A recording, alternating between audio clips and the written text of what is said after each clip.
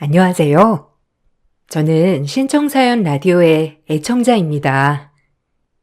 여기서 늘 울고 웃고 위로를 얻는답니다.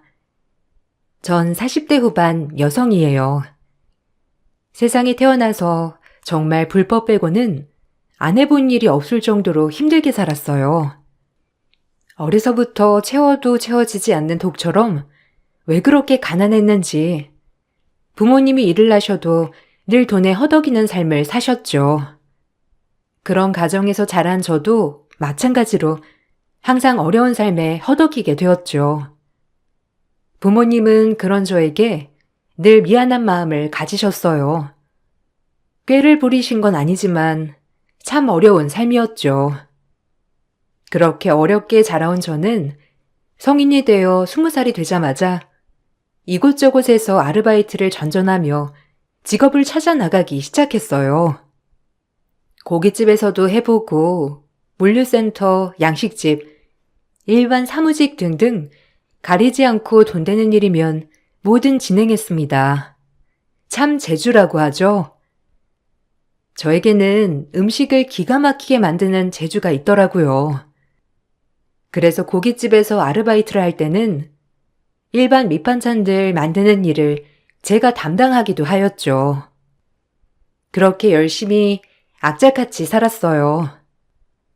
그리고 나서 저는 고등학교 동창인 남편을 만나게 되었고, 저와 달리 마음에 여유가 있어 보이는 남편에게 끌리기 시작했어요. 그리고 결혼을 준비하게 되었죠.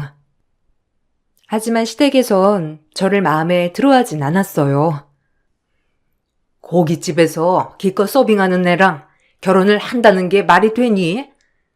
난 절대 안 된다고 본다. 내가 널 어떻게 키웠는데? 열심히 사는 애예요. 본받을 점이 얼마나 많은데요. 저는 부모 잘 만나서 어려움 없이 컸지만 윤진이는 정말 혼자 힘으로 고생하면서 여기까지 온 애라고요. 결혼할게요. 허락해 주세요. 윤진이랑 함께라면 뭐든 다 헤쳐나갈 수 있을 것 같아요. 네가 고생을 안 해봐서 그렇지. 그런 애가 뭐가 본받을 게 많다고 그러는 거니? 너도 고생을 해봐야 정신 차리지. 제가 책임질 수 있어요. 그러니까 엄마는 그냥 허락만 해주시면 돼요. 전 윤진이 아니면 절대 결혼 못하니까 그리 아세요. 시댁 식구는 변변치 않은 직업을 가진 저를 못마땅해 하셨죠. 하지만 남편의 적극적인 구애로 저희는 결혼을 하게 되었어요. 그래도 20살 때부터 가리는 거 없이 악착같이 돈을 모았기 때문에 저희 친정 부모님에게 손 벌리는 거 없이 결혼을 진행할 수 있었죠. 친정 부모님은 정말 저에게 미안해 하셨지만 본인들 앞가림하기도 바빴기 때문에 전 부모님의 짐을 덜어주는 것이 효도라고 생각했어요. 그렇게 결혼을 하게 되었고 고된 시집살이가 시작되었어요. 남편은 대기업 연구원이었기 때문에 아침 저녁으로 출퇴근하였죠. 결혼했으니까 이제 일은 안 했으면 좋겠어. 엄마가 좋아하시지도 않고. 나중에 그냥 네가 할 수 있는 걸 더 찾아보자. 어머님이 내가 일하는 거 못마땅하시대? 그래도 나도 매번 자기 기다리면서 집에만 있을 순 없잖아. 뭐라도 해야 할 텐데. 생활비는 내가 버니까 걱정 마. 그냥 지금은 이제 너 여태까지 쉬지 못했던 거 쉬는 가정이라고 생각해. 남편은 제가 내심 일을 그만두기를 바라더라고요. 저 역시 남편과 결혼을 하면서 남편에게 최선을 다하고 싶었기 때문에 일을 그만두었죠. 그리고 내조에만 전념했습니다. 요리에는 늘 자신이 있었기 때문에 늘 남편에게 먹일 밥상을 차리고 청소하는 게 제 낙이었죠. 가끔가다 신혼집에 시어머니와 시누이가 방문하는 날엔 조금 저를 힘들게 하는 게 있었지만 참을만은 했어요. 원래부터가 절 마음에 안 들어 하시는 분들이니 그분들에게 특별히 잘 보이고 싶거나 하는 마음이 없었기 때문에 기대치도 없었죠. 넌 뭐하느라 문도 늦게 여는 거야? 장훈이 일 나가면 그저 퍼질러 자고 쉬는 거지? 아주 남자 하나 잘 만나서 팔자 폈다. 그러게. 여자 팔자 뒤움박 팔자라더니 남자 하나 잘 물어서 고깃집도 그만두고 이렇게 내조하는 게 얼마나 좋겠어? 아, 오셨어요? 아니요, 저도 바빠요. 하루 종일 청소하고 밥하고, 그리고 이렇게 가끔 어머님 오시는 날은 전날에 장도 봐야 하고요. 뭐야? 지금 내가 와서 너 힘들게 한다고 은근 돌려 말하는 거냐? 내가 내 아들 집에 오는데도 이렇게 눈치를 봐야 해? 아니요, 그게 아니라 어머님 한 번이라도 밥 해드리려면 장 본다는 거죠. 뭘 그렇게 받아들이세요? 무서워요. 어디 말을 하겠나요? 엄마, 새언니 은근 우리한테 눈치 주는 거야. 괜히 우리 때문에 장 봤다고. 참 어쩜 저렇게 말도 안 이쁘게 할까? 뭐기엔 뭐만 들린다죠? 그런 뜻 아니에요. 그냥 따뜻한 밥상 한 끼 차려드리고 싶어서 장 봤단 얘기예요. 오해 마세요. 시어머니는 늘 제가 하는 말을 고깝게 들으셨어요. 하지만 워낙 결혼 전에 반대가 굉장하셨기 때문에 그러려니 했습니다. 남편이 겨우 설득해서 한 결혼, 굳이 분란 만들고 싶지 않았거든요. 그렇게 시간이 지나고 저는 임신을 하였어요.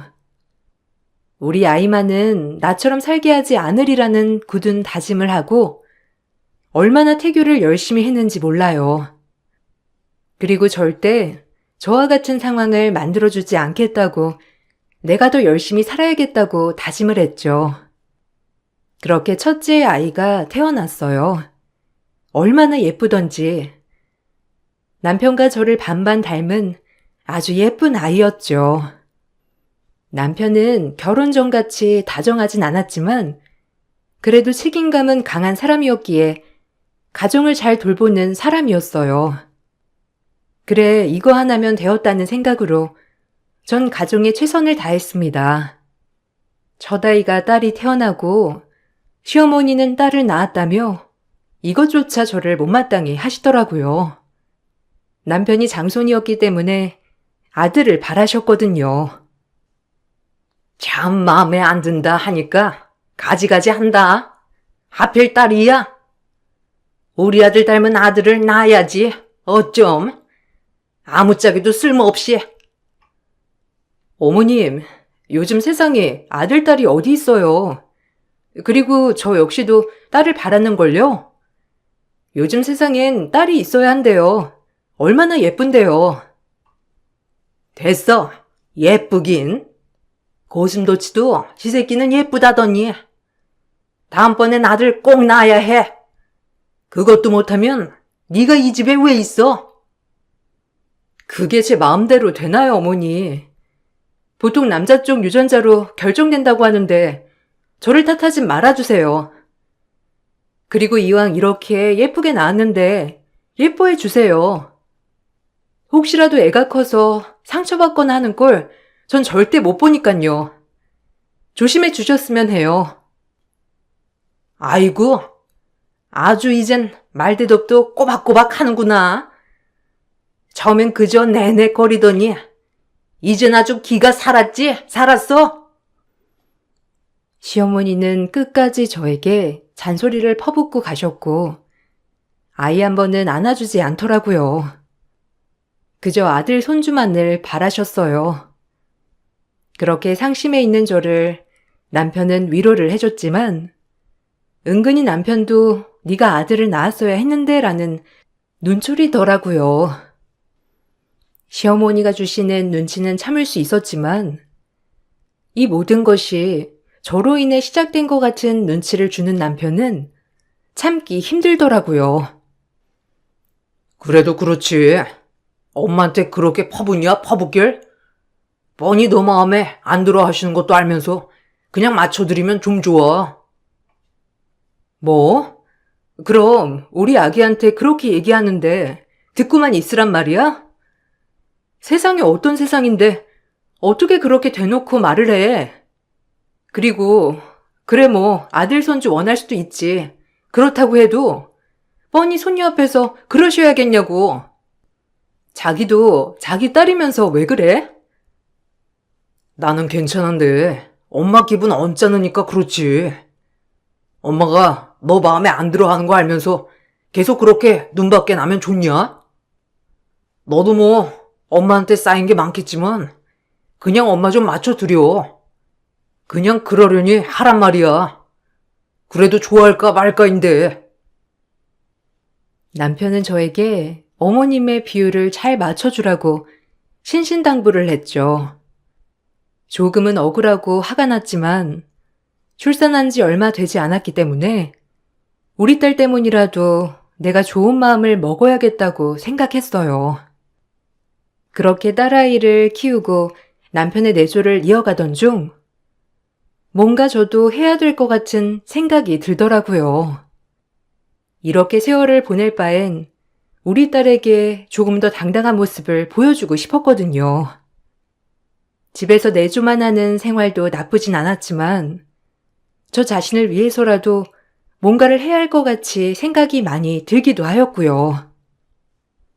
나 이제 쉰지도 오래됐는데 가게 같은 거 하나 해볼까? 자기도 외벌이보단 맞벌이가 낫지 않아? 아무리 연봉이 높아도 그래도 같이 벌면 덜 부담스럽잖아. 안 그래? 우리 연수가 커서도 내가 일하는 게 더 나을 것 같기도 하고. 어떻게 생각해? 무슨 일하게? 맞벌이는 뭐 아무나 하냐? 네가 경력이 있어 뭐가 있어? 대학도 안 나왔잖아. 그냥 집에서 내조나 해. 뭐? 꼭 말을 그렇게 해야 해? 경력이야 지금부터 쌓으면 되고 응원해주진 못할 망정 무시하는구나. 자기가 그럴 수 있어? 아니, 무시가 아니라 현실을 얘기하는 거야. 기분 나빴어? 그럼 미안해. 그런 뜻 아니었어. 아직 연수도 어린데 네가 좀 더 돌봤으면 해서 그래. 연수 크고 생각해도 괜찮잖아. 난 그냥 자기가 조금 더 가정에 집중했으면 좋겠기에 한 말이야. 그래도 말 좀 생각해가면서 해. 나도 대학 가고 싶었고 당신처럼 앉아서 일하는 일 하고 싶었어. 내 마음 잘 알 것 같이 그래놓곤. 남편은 절대 저를 무시한 게 아니라고 하더라고요. 하지만 100% 저를 무시한 발언을 한 것은 맞았죠. 그렇게 전 무엇을 할까라는 계획은 조금 접어둬야 했어요. 그리고 아이가 3살 정도 되었을 때 둘째 임신 소식을 알았죠. 기쁨보다는 걱정이 앞서더라고요. 참 지금 생각하면 아이한테 미안한 일이죠. 남편이 외벌이이기도 한데 갑작스러운 둘째 소식에 조금 놀랐던 거예요. 그리고 시댁에서 너무 아들을 원했기도 해서 부담스러운 마음도 컸고요. 하지만 금세 마음을 다잡고 둘째를 예쁘게 키워내야겠다고 생각을 했어요. 그리고 남편에게 인밍아웃을 하는 순간 남편은 썩 좋아하지 않더라고요. 막상 이러니 실망스러웠어요. 지금도 힘든데 둘째까지? 아, 외벌이로 둘째까진 힘든데. 몇 주래? 아니 싫은 건 아닌데 솔직히 당황스럽네. 그래도 그렇지. 어떻게 그렇게 반응할 수가 있어? 힘들긴 하지만 못 살 정도도 아니잖아. 정 힘들어지면 나도 일하면 되는 거고. 아, 그래. 미안해. 나도 모르게 그랬어. 그리고 그냥 걱정이 생겨서 그렇게 반응할 수도 있지 뭘 그렇게 화를 내. 요새 보면 너 화 되게 잘 내는 거 알아? 화 좀 그만 내. 내가 무슨 말만 하면 발끈이야 발끈이. 내가 무서워서 어디 말을 하겠어? 오히려 남편은 저에게 왜 이렇게 화를 내냐며 역정을 내더라고요. 그렇게 축복받지 못하는 둘째가 되었어요. 하지만 그런 생각도 잠시 무조건 사랑하고 예쁘게 키워주리라 생각하며 둘째를 낳았죠. 하지만 둘째도 딸이었죠. 전 오히려 형제가 동성이면 좋겠다고 생각했지만 시어머니는 첫째에 이어 둘째까지 딸 소식을 듣자 와보시지도 않더라고요. 아마 저도 미운데 아들까지 없으니 어머님의 분노는 극에 달해져 갔어요. 그리고 그 사이에서 남편이 힘들어했던 것도 사실이고요. 그렇게 살얼음판을 걸었죠. 아니 어떻게 밉다 하니까 어쩜 그렇게 미운 짓만 해? 시집을 왔으면 아들 하나 낳아야지. 둘째까지 딸이라니. 그게 마음대로 되나요? 그리고 요샌 아들보단 딸이 최고라고 하잖아요. 너무 그러지 마세요. 나중에 손녀들이 미워할라. 이혼해. 지금이라도 안 늦었다. 생활비고 이런 거 애들 키우는 거 다 내가 키워줄 테니까 이혼하란 말이야. 나 진짜 걔 보기 싫다. 아들 하나도 못 낳는데 내가 걔 왜 봐줘야 하니? 결혼 전부터 뭐 하나 마음에 드는 게 있어야지. 어쩜 싫은 짓만 골라 한다니? 엄마, 어떻게 그래요? 제 자식을 둘이나 낳은 사람인데 저도 후회가 없다면 거짓말이지만 그래도 그건 아니에요. 내가 뭘 했니? 구질구질하게 살게 뻔했어 아주. 지금이라도 안 늦었어. 난 걔 보면 속이 뒤집힌다. 알겠어? 이혼해. 시어머니는 저와 살고 있는 남편에게 이혼을 종용하는 일도 많았어요. 그 정도로 절 미워하셨죠. 자식을 낳아도 전 인정받지 못하는 며느리였습니다. 전 그런 어머님이 원망스러웠지만 그냥 모든 세월이 해결해 주겠지라는 아니란 생각을 가지고 살았죠. 모든 부부가 그러하듯 아이를 낳고 살아보니 저희 사이도 무덤덤 맺히더라고요. 남편도 그렇고 저도 마찬가지고요. 서로 각자 생활하기도 하고 오히려 아들 때문에 살아가는 날도 있었죠. 전 그럴 때마다 너무 외로웠지만 제 아이들을 위해 지금 남편과 행복하게 살려고 노력했어요. 그리고 계속 전 제 앞날을 위해 뭘 하면 좋을지 알아보기도 하고 배울 게 있나 찾아보기도 했죠. 그러던 중 어렸을 때 일했던 고깃집 사장님이 저에게 제안을 하나 해주셨어요. 얼마나 고맙던지. 그만둔 지 꽤 되었는데도 말이죠. 아니, 오랜만이다. 아유, 어쩜 역시 잘 지내고 있구나. 애도 둘이나 낳고. 아니, 다름이 아니라 너 반찬 가게 해볼래? 네? 반찬 가게요? 에이, 제가 어떻게 아무리 음식 솜씨가 좋아도 그렇죠. 그런 건 아무나 하나요. 못해요. 돈도 그렇고. 시댁이 되게 잘 살지 않아? 진짜 자리가 너무 아까워서 그래. 남주긴 그렇고. 딱 네 생각이 나지 뭐야. 네가 음식을 얼마나 맛깔나게 잘했어. 안 그래? 내가 너 손맛을 알잖아. 딱 네가 할 거라니까. 애들도 크는데 같이 돈 벌어야지. 아, 제안은 감사한데요. 아직 애들도 너무 어리기도 하고 시댁 돈이 제 돈도 아니고요. 일단 생각은 해볼게요. 감사해요.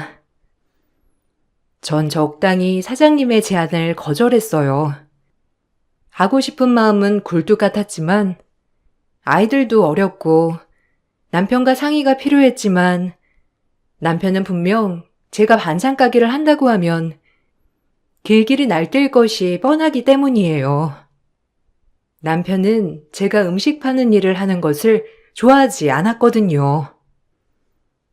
예전 숯불갈비 사장님이 나보고 반찬 가게 한번 해보라는데 어떻게 생각해?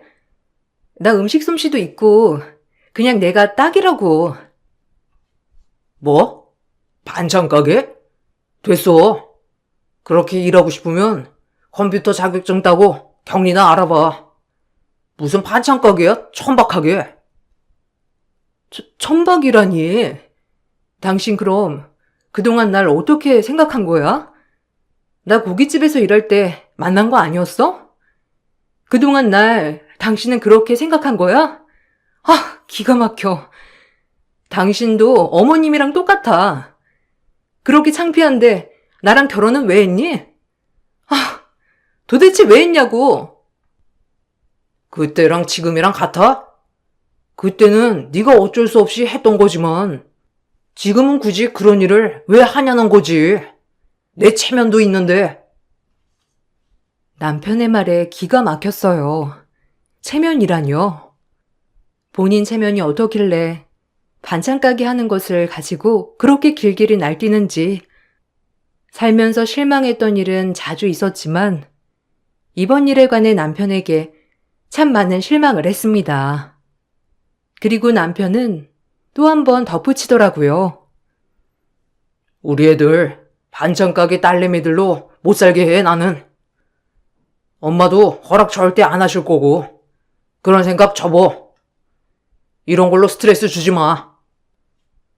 뭐? 스트레스? 자기 진짜 말 막한다. 자기 원래 이런 사람이었지? 내가 처음엔 몰랐던 거고. 그래, 그 어머니의 그 아들이겠지. 그 엄마의 그 아들이라니. 너야말로 말 막 하지 마. 나 진짜 폭발할 거 참고 있으니까. 애들 때문이라도 그만해. 알겠어? 누군 너랑 이렇게 살고 싶은 줄 알아? 구질구질하고 나도 실증 나. 그래도 그냥 애들 보고 참는 거야. 알겠어? 내 속 그만 뒤집어. 폭발? 자기가 뭐가 폭발할 것 같은데. 내가 반찬 가게 하겠다고 하는 게 그렇게 화낼 일이야? 나 진짜 자기 모르겠어. 오히려 남편은 적반하장으로 화를 내더라고요. 그래서 그날 반찬 가게 이야기를 접어야 했습니다. 사장님껜 사정을 이야기하고 죄송하다고 했죠. 그리고 전 무언가를 할 수 없다는 마음에 자존감이 많이 다쳤어요. 남편과 그렇게 대면대면하게 지내던 어느 날 시어머니 생신이 다가오고 있었죠. 시어머니는 저를 별로 좋아하지 않으셨기에 종종 저를 빼고 아이들만 데리고 오라는 말을 남편에게만 하였죠. 남편도 항상 아이들만 데리고 시댁에 가는 날이 많았고요. 그날도 남편과 아이들이 시댁으로 떠나고 오랜만에 얻은 자유부인으로 친구들도 만나고 맛있는 밥도 먹었어요. 그런데 정말 기가 막힌 일이 벌어졌습니다. 시어머니가 살고 있는 주택, 전 안 가본 지 꽤 되었지만 그 주택이 붕괴를 했다는 거였죠. 전 너무 놀라 그 현장으로 달려갔죠. 처음 그 소식을 접하고 제일 걱정된 건 남편과 아이들이었어요. 오늘 하필이면 시댁에 가는 날이었기 때문이에요. 전 집 앞에 다다랐을 무렵 털썩 주저앉고 말았습니다. 집은 정말 무너져 내려 있었죠.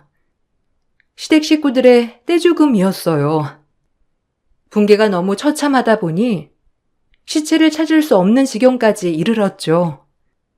아마 건물이 무너지면서 시체가 갈렸다고 하더라고요. 말도 안 돼. 아니, 이럴 수는 없어. 연수야, 연우야, 여보. 아니, 어떻게 이런 일이 내 눈앞에서 일어나. 말도 안 돼. 어머머, 여기 며느리예요? 아유, 어째? 갑자기 집이 이렇게 무너질 줄 누가 알았어? 아유, 마음 좀 추슬러요. 아유, 어떡해? 거짓말. 아니, 우리 남편이랑 우리 애들이 이렇게 갈 리가 없잖아요. 안 그래요? 설마 이 튼튼한 집이 왜 무너졌겠어요? 아유, 어쩜 좋아. 시체도 못 찾나 보네. 붕괴되면 그럴 수가 있다던데. 내가 눈물이 나네. 아기 엄마, 진정 좀 해요. 이웃들은 저를 달래고 말렸어요. 전 그 붕괴 현장으로 저희 딸들과 남편을 찾으러 갔지만 워낙 심하게 붕괴되어 있었기 때문에 시신 한 조각 찾을 수가 없었죠. 그렇게 전 살아갈 의지도 희망도 다 잃었어요. 사랑하는 사람들을 눈앞에서 잃은 제가 어떻게 살아갈 수 있겠어요. 시체를 찾지도 못했기 때문에 실종이라는 단어를 써야 했습니다. 장례도 못 올려주는 죄인인 어미가 살아서 뭐 할까라는 생각이 들었어요. 전 해서는 안 되지만 죽을 결심도 해봤죠. 하지만 마음대로 되지 않더라고요. 그렇게 폐인처럼 살아가고 있었어요. 마시지도 못하는 술에 의존한 채 말이죠. 제 주변 사람들은 그런 제가 걱정이 됐는지 살뜰히 저를 챙겨주었지만 그런 고마운 마음조차 잊어지더라고요. 그렇게 술에 찌든 하루하루를 보냈어요. 그러다 저에게 반찬가게에 제의를 주신 사장님이 저를 어둠에서 끌어내 주셨죠. 너무 고마운 분이셨어요. 힘든 저를 정신 차리게 해주신 분이거든요. 그렇게 음지에서 나왔어요. 정신 차려. 네 아이들을 생각해서 네가 이러고 있으면 되니? 산 사람은 살아야지. 너 나중에 애들 보려면 뭐라도 네가 해야지, 안 그래? 정신 차려라, 당장. 당장 어떻게 들릴지 모르겠지만 산 사람은 사라지더라. 그러니까 용기를 내. 내가 도와줄게. 사장님, 저 어떡하면 좋아요? 저 정말 이제 혼자인데 우리 애들, 아니 애들 아빠 정말 다신 못 본다고 생각하니까 숨이 안 쉬어져요. 그래, 네 마음 다 알아. 나도 우리 자식 먼저 보내고 사는 게 아니었어. 그래도 사라지더라. 또다시 만날 생각하며 사는 거야. 사장님도 자식을 잃어보신 분이었기에 제 마음을 헤아려 주시더라고요. 전 그렇게 사장님의 도움으로 한 발 한 발 세상 밖으로 나올 수 있었어요. 전 사장님이 제안하신 반찬가게를 맡아서 하게 되었죠. 너무 공허하고 쓸쓸했지만 일하는 순간은 바빴기 때문에 조금은 슬픔이 잊혀지기도 하더라고요. 그렇게 일을 했습니다. 아니, 일에 매달렸죠. 아이들과 남편이 생각나지 않게 말이에요. 그로부터 11년쯤 지났을까요? 전 어느덧 반찬가게 체인점을 내는 수준까지 가게 되었고 건물도 몇 채를 살 수 있었습니다. 다 저를 옆에서 도와주신 사장님 덕분이었죠. 그리고 전 어느 때와 똑같이 반찬 배달을 하였죠. 엄청 으리으리한 펜트하우스더라고요. 비대면으로 배달을 마치고 돌아왔는데 그 배달한 집에서 전화가 다시 오더라고요. 모듬전이 부서졌다면서요. 그럴 리가 없을 텐데 라고 생각했지만 뭐 가는 과정에서 혹시라도 조금 부서지거나 할 수도 있겠구나 생각을 하기도 했어요. 거의 없는 일이지만 말이에요. 모듬전이 부서졌거든요. 이거 다시 해다 주세요. 저희도 굉장히 중요한 손님 맞이인데 너무 곤란하네요. 아, 그러셨어요? 네, 죄송합니다. 금방 다시 가져다 드릴게요. 정말 죄송해요. 70번지 맞으시죠? 금방 가겠습니다. 서둘러 다시 전을 포장하고 이번엔 비대면이 아닌 직접 집으로 제가 벨을 누르고 들어갔어요. 무슨 잔치를 하나 꽤나 시끌벅적 하더라고요. 문만 열어주고 제가 온 사실을 다른 사람들은 인지를 못하는 것 같기도 했어요. 얼마나 시끄럽던지. 아, 안녕하세요. 여기 정 가져왔습니다. 다시 배달이요. 한번 확인해 주시겠어요? 예쁘게 담아온다고 왔는데. 그렇게 주인과 마주하는 순간 저는 정말 뒤로 놀라 자빠질 경험을 했습니다. 그 주인은 다름 아닌 시어머니였던 것이죠. 그리고 맞은편에 있는 제 남편, 그리고 꽤 컸지만 한눈에 봐도 알아볼 수 있는 내 두 딸. 11년 전 붕괴 사고로 떼죽음을 당해 시체조차 찾을 수 없었던 그 사람들이었던 거죠. 전 너무 놀라 손을 발발 떨었고 절 보자마자 시어머니와 남편은 당황하더라고요. 이게 어떻게 된 거예요? 말이 돼? 아니, 당신들 죽은 거 아니었어? 그때 그럼 그 집은 뭐야? 그래서 시체조차 없었구나. 그게 말이야. 일단 나가서 얘기하자. 지금 손님들이 와 있으니까 좀 나가서 얘기해. 내가 알아듣게 설명할게. 알아듣게? 연우야, 연수야, 엄마야, 엄마. 너희 혹시 엄마 다 잊은 건 아니지? 아니, 어떻게 된 거야, 당신들?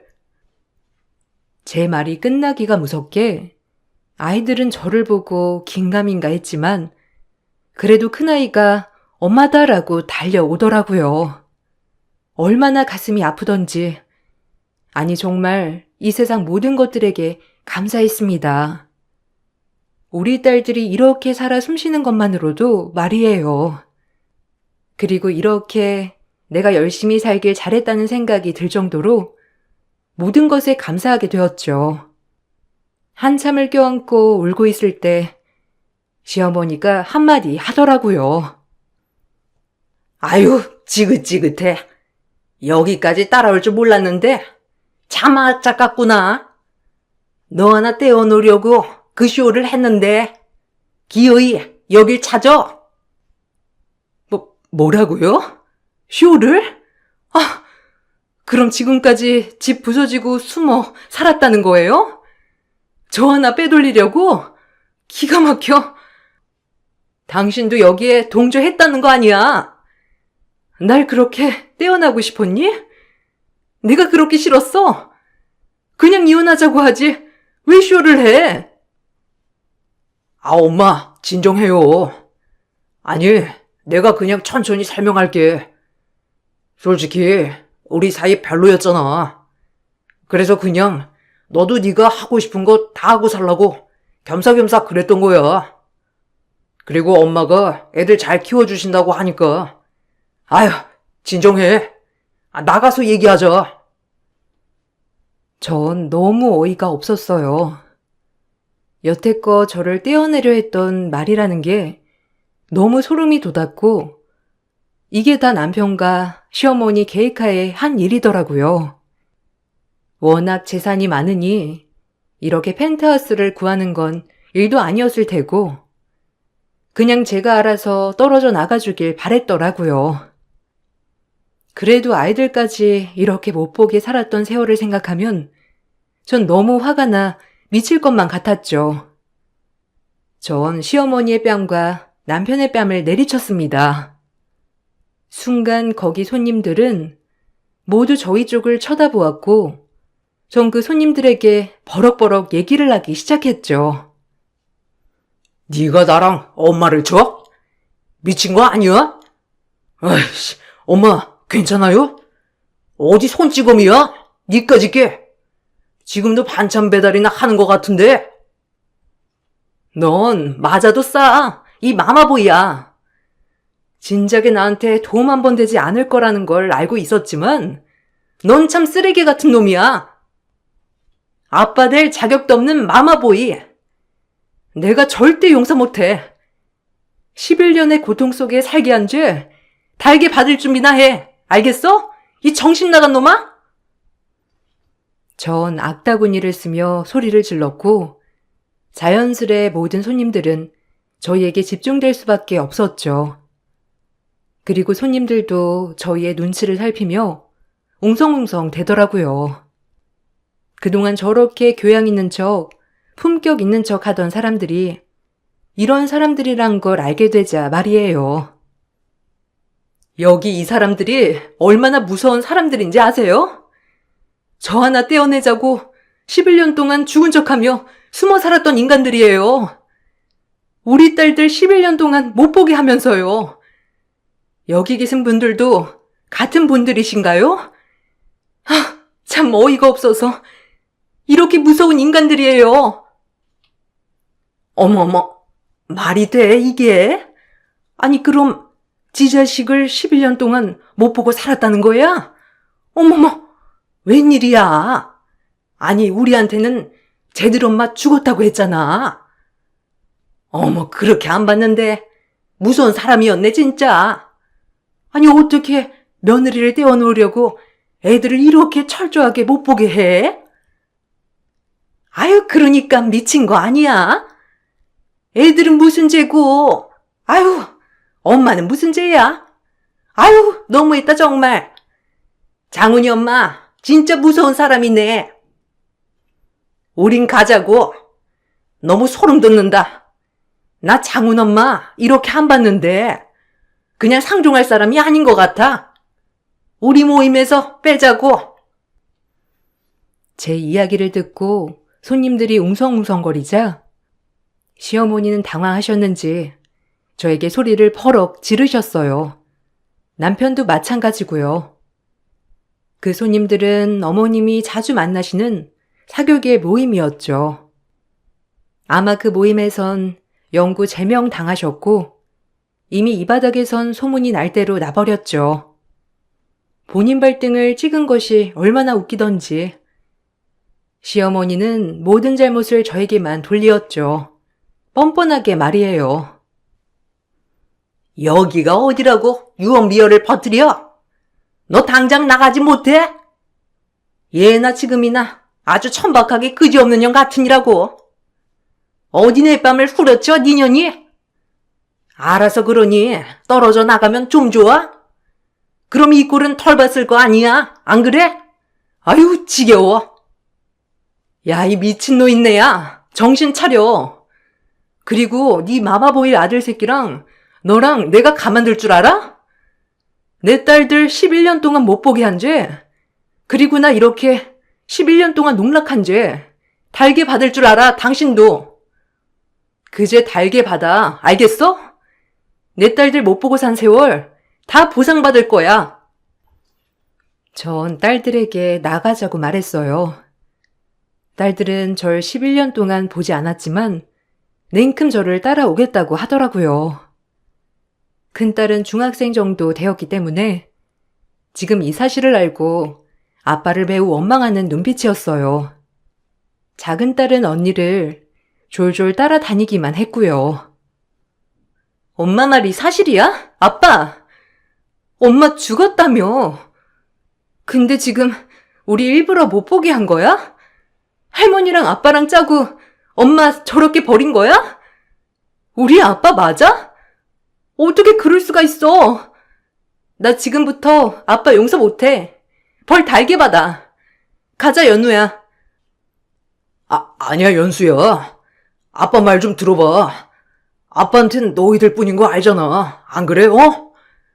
아빠 얘기 좀 먼저 듣고 선택해주라. 아니? 사과는 엄마한테 해야지. 나 그동안 엄마 너무 그리웠는데 내색 안 했어. 알아? 죽었다고 했으니까 용서 못해. 11년 만에 본 딸들이지만 참 내 딸들답게 컸더라고요. 얼마나 똑부러지고 야무진지. 전 지금 이루어 놓은 것들도 많았고 충분히 혼자의 몸으로 두 딸들을 케어할 수 있는 정도가 되었죠. 딸들을 데리고 나가려고 하는데 시어머니가 제 머리끄덩이를 잡았어요. 그러자 제 첫째 딸이 할머니를 밀치며 소리를 지르더라고요.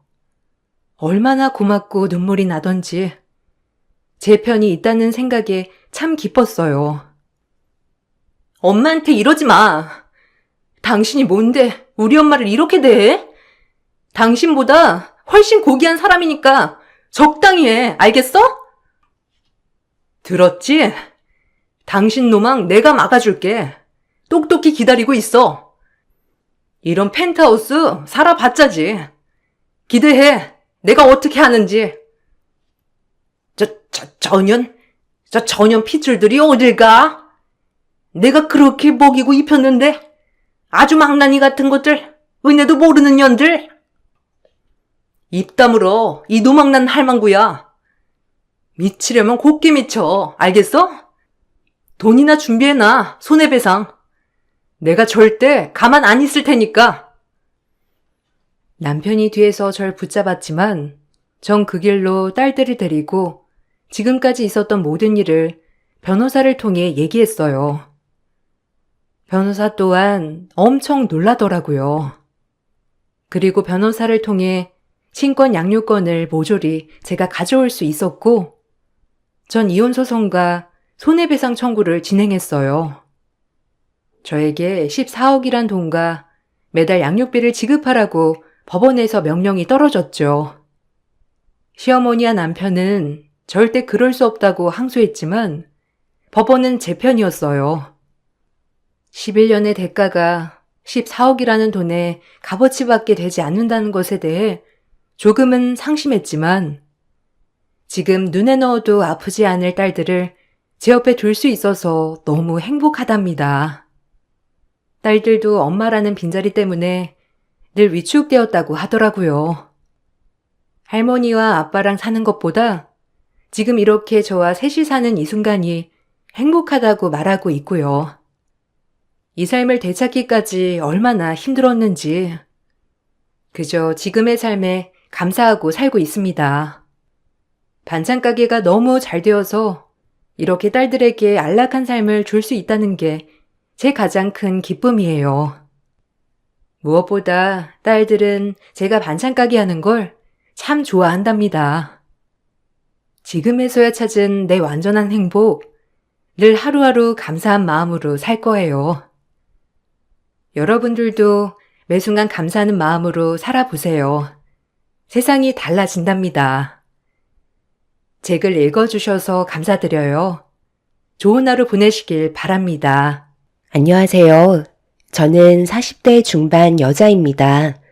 사연을 신청하게 된 이유는 4년 전에 남편과 시집 식구들이 저지른 충격적인 행동 때문에 이혼을 하게 됐었는데요.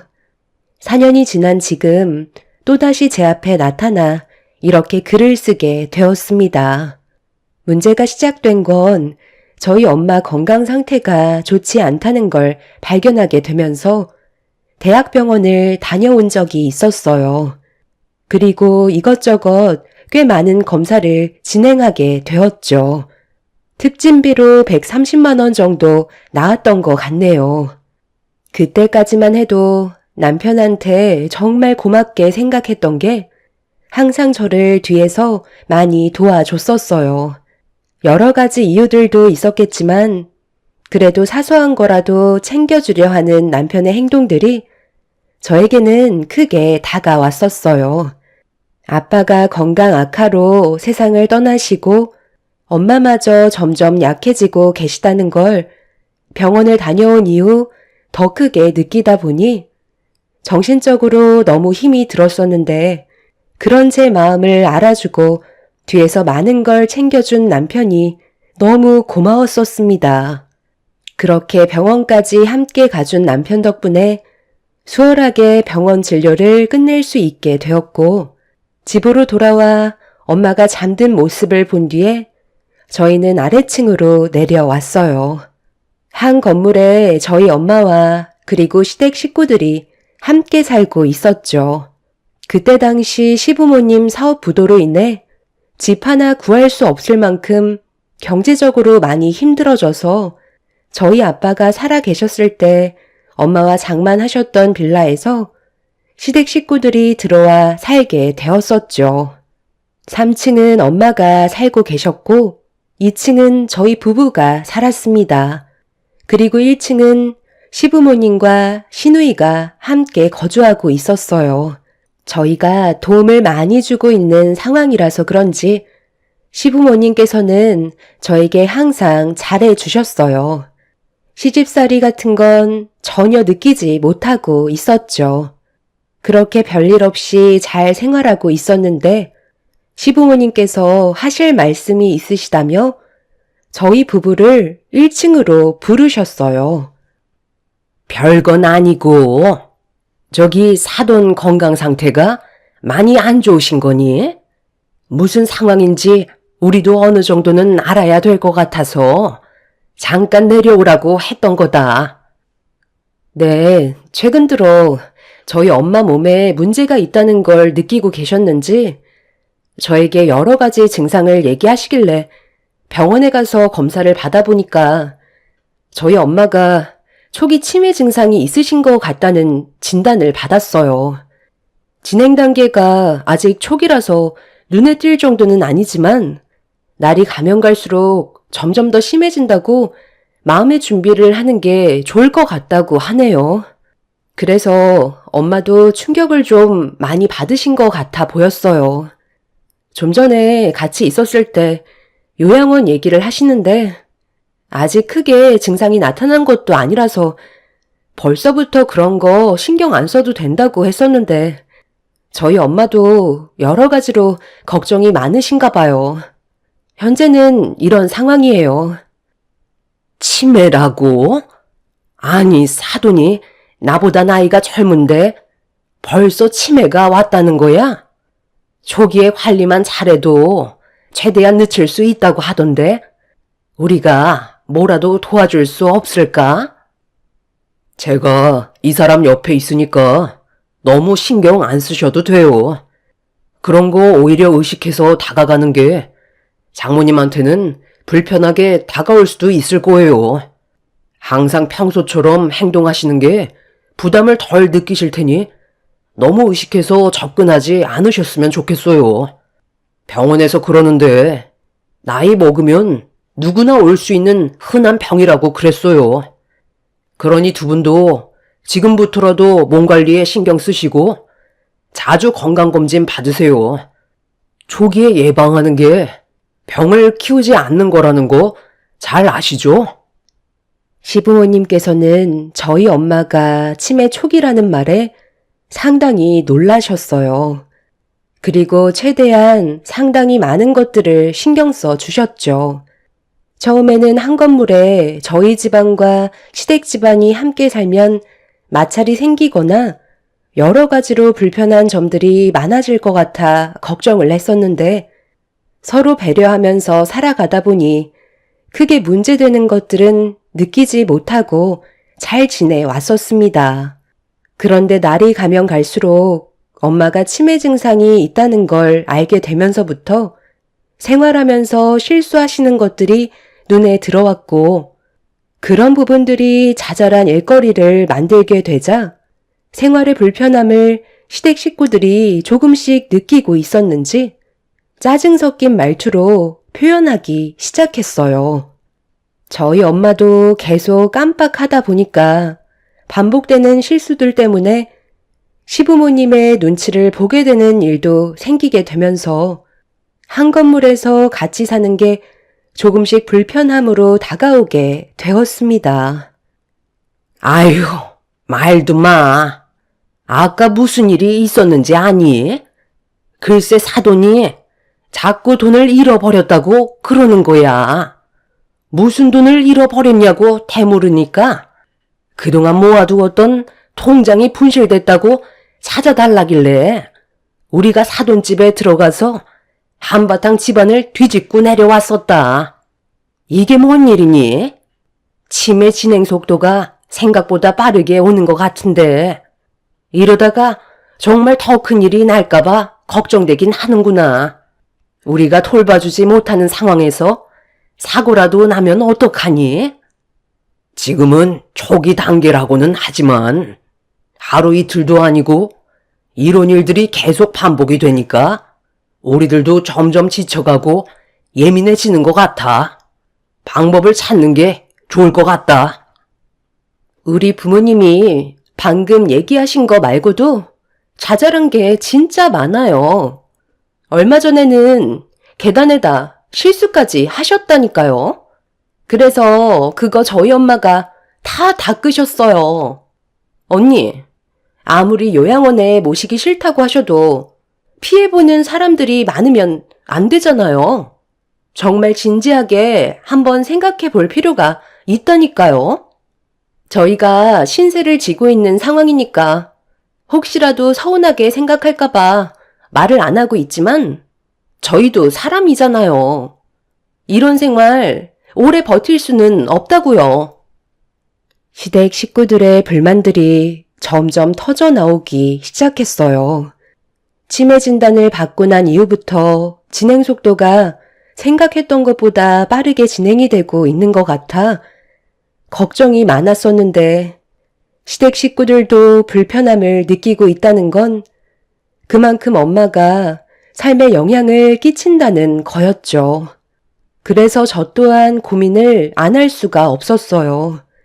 시부모님께 대충 상황을 듣고 집으로 들어온 저는 남편과도 진지하게 대화할 필요가 있었죠.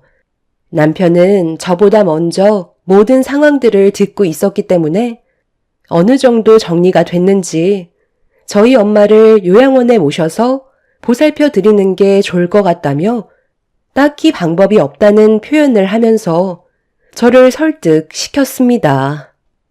요즘 요양원이 당신이 생각하는 것처럼 시설이 나쁘지 않다니까. 서로가 피해를 보면 되겠소. 오히려 스트레스 받는 상황들이 많아질수록 상처만 커지는 것 뿐이야. 그러니까 내 말대로 하루빨리 요양원으로 보내드리는 게 좋을 것 같아.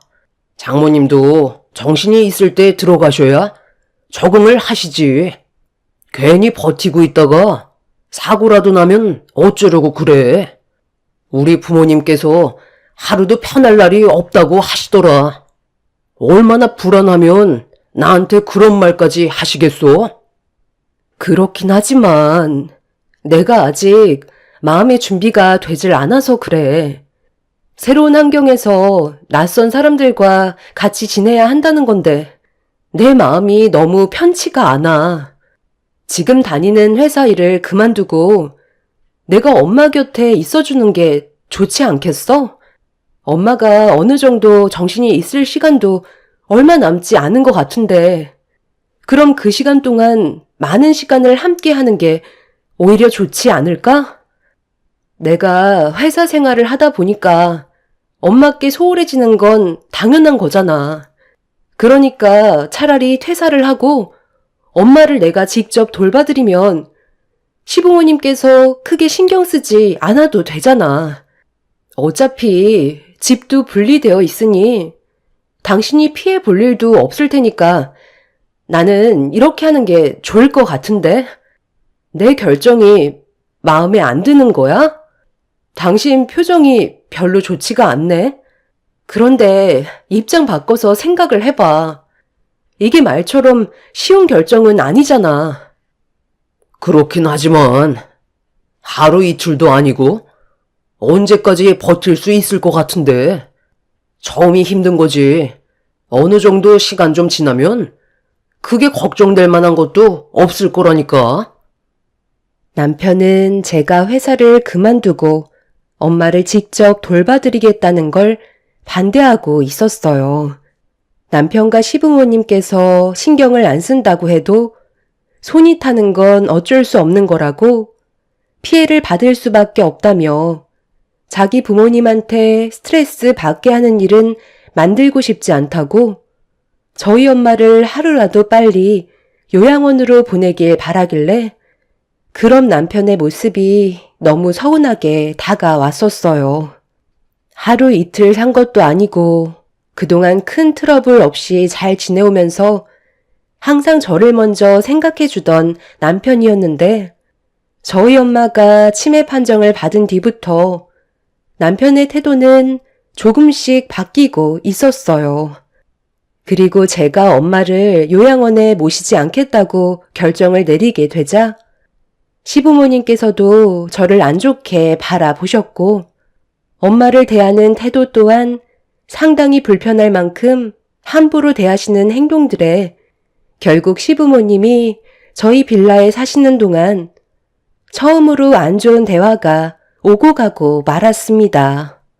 그때 제가 제일 크게 상처를 받았던 건 팔은 안으로 굽는다고 남편은 제 입장에서 조금도 이해해 주려 하지 않았다는 거였어요. 정말 너무들 하시네요. 제가 회사를 그만두고 어느 정도 마음 정리가 될 때까지만 저희 엄마 옆에 있어주고 싶다는 건데 이렇게까지 하실 필요는 없는 거잖아요. 아니 글쎄, 왜 손해보는 짓을 하냐는 거야. 하루 이틀도 아니고 언제까지 사돈 옆을 지키고 있을 건데? 너는 너만 생각하니? 애들은 어쩌고? 고생은 내 아들이 다 하게 되는 거잖아. 둘이서 맞벌이 하는 것도 부족한데 혼자 벌게 되면 생활이 가능할 것 같니? 왜 힘든 길을 선택하냐는 거야. 나는 절대로 반대할 거다. 그동안 모아뒀던 돈들도 있잖아요. 그리고 집에서 할 수 있는 일들을 찾으면 되는 거예요. 조금 덜 벌더라도 생활비 정도만 충당해도 충분하다고요.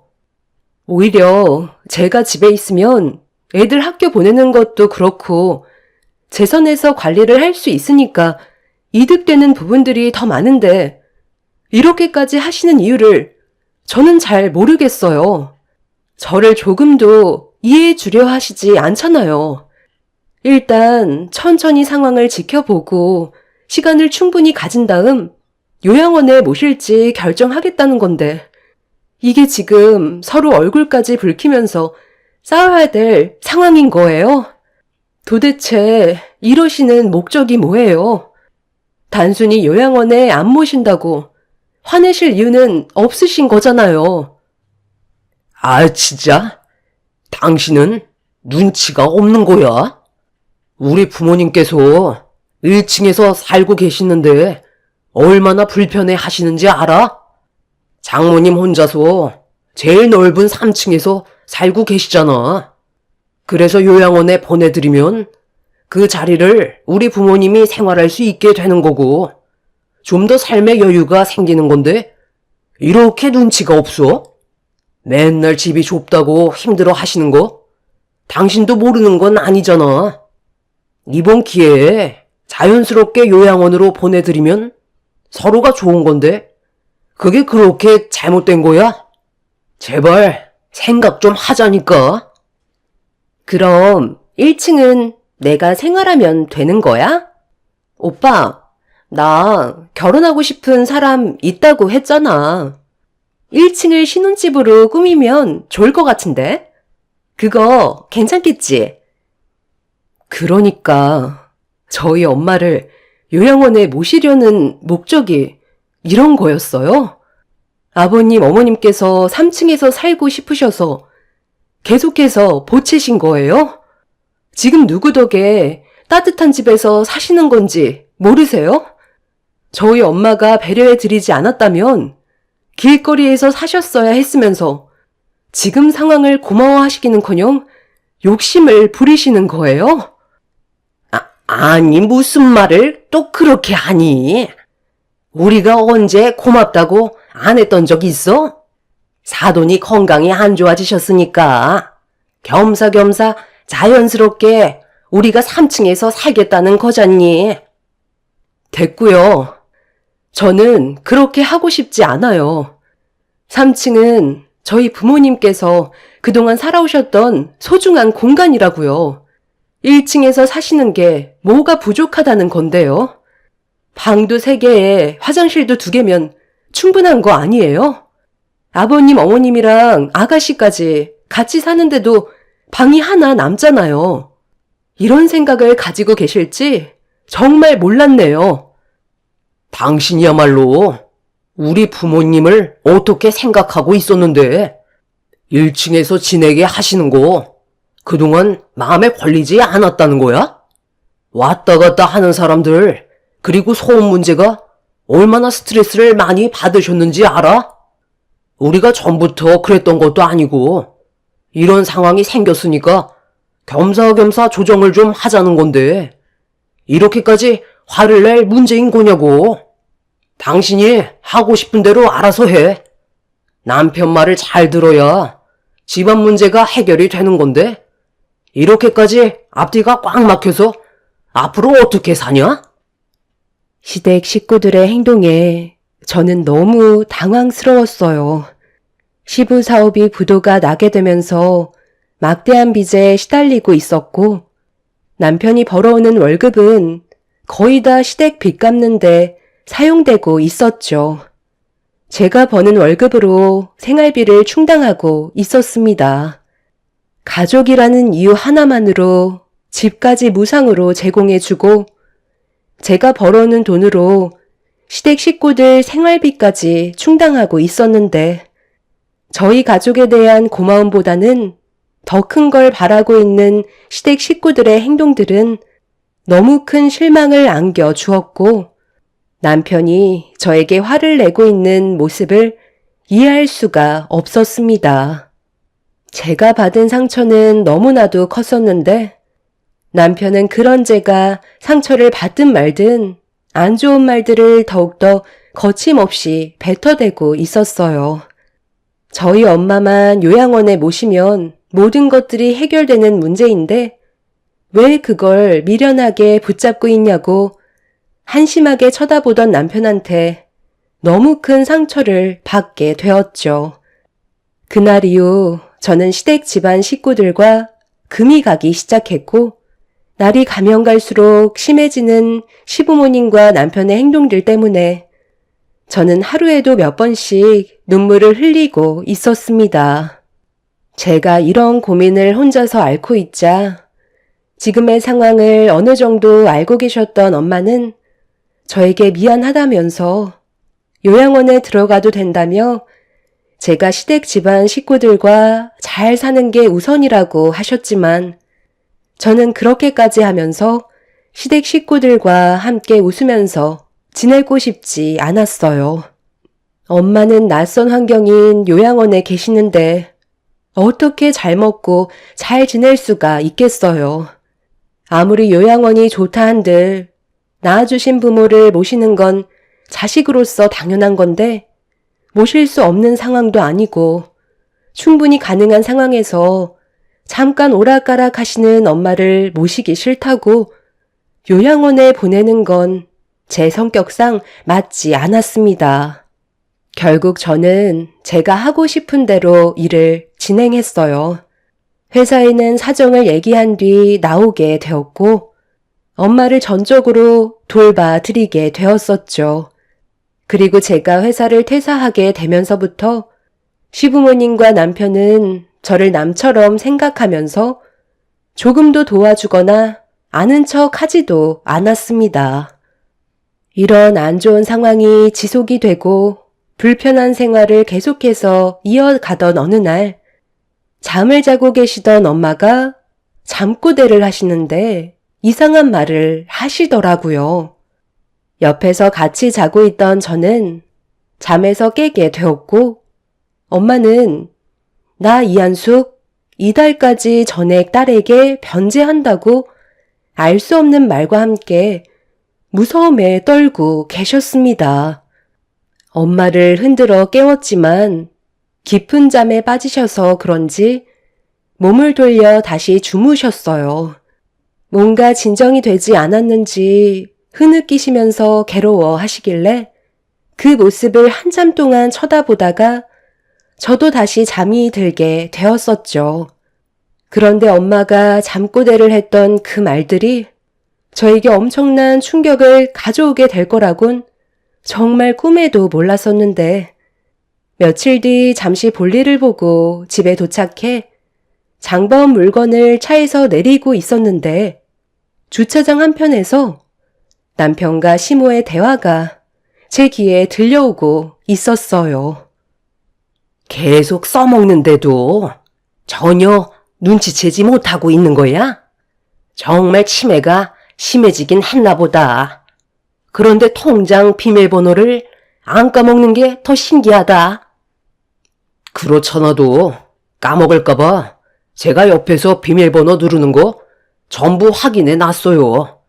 저희는 앞으로 이것만 있으면 생활비 걱정할 필요 전혀 없다니까요. 장모님한테 각서 쓴 거랑 녹음된 내용 들려주면서 병원비 갚아야 된다고 하면 알아서 순순히 은행까지 따라가 주시는데 저희가 힘 안 들여도 알아서 돈 뽑아서 주잖아요.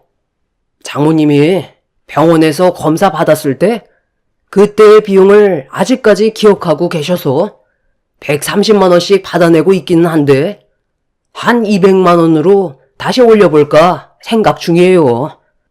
각서 쓰는 거랑 녹음하는 게 쉬운 일은 아니지만 제가 크게 한마디 하면 겁에 질리셔서 순순히 말을 따르긴 하니까 민우 엄마가 잠깐 외출했을 때 작업하면 될 것 같아요.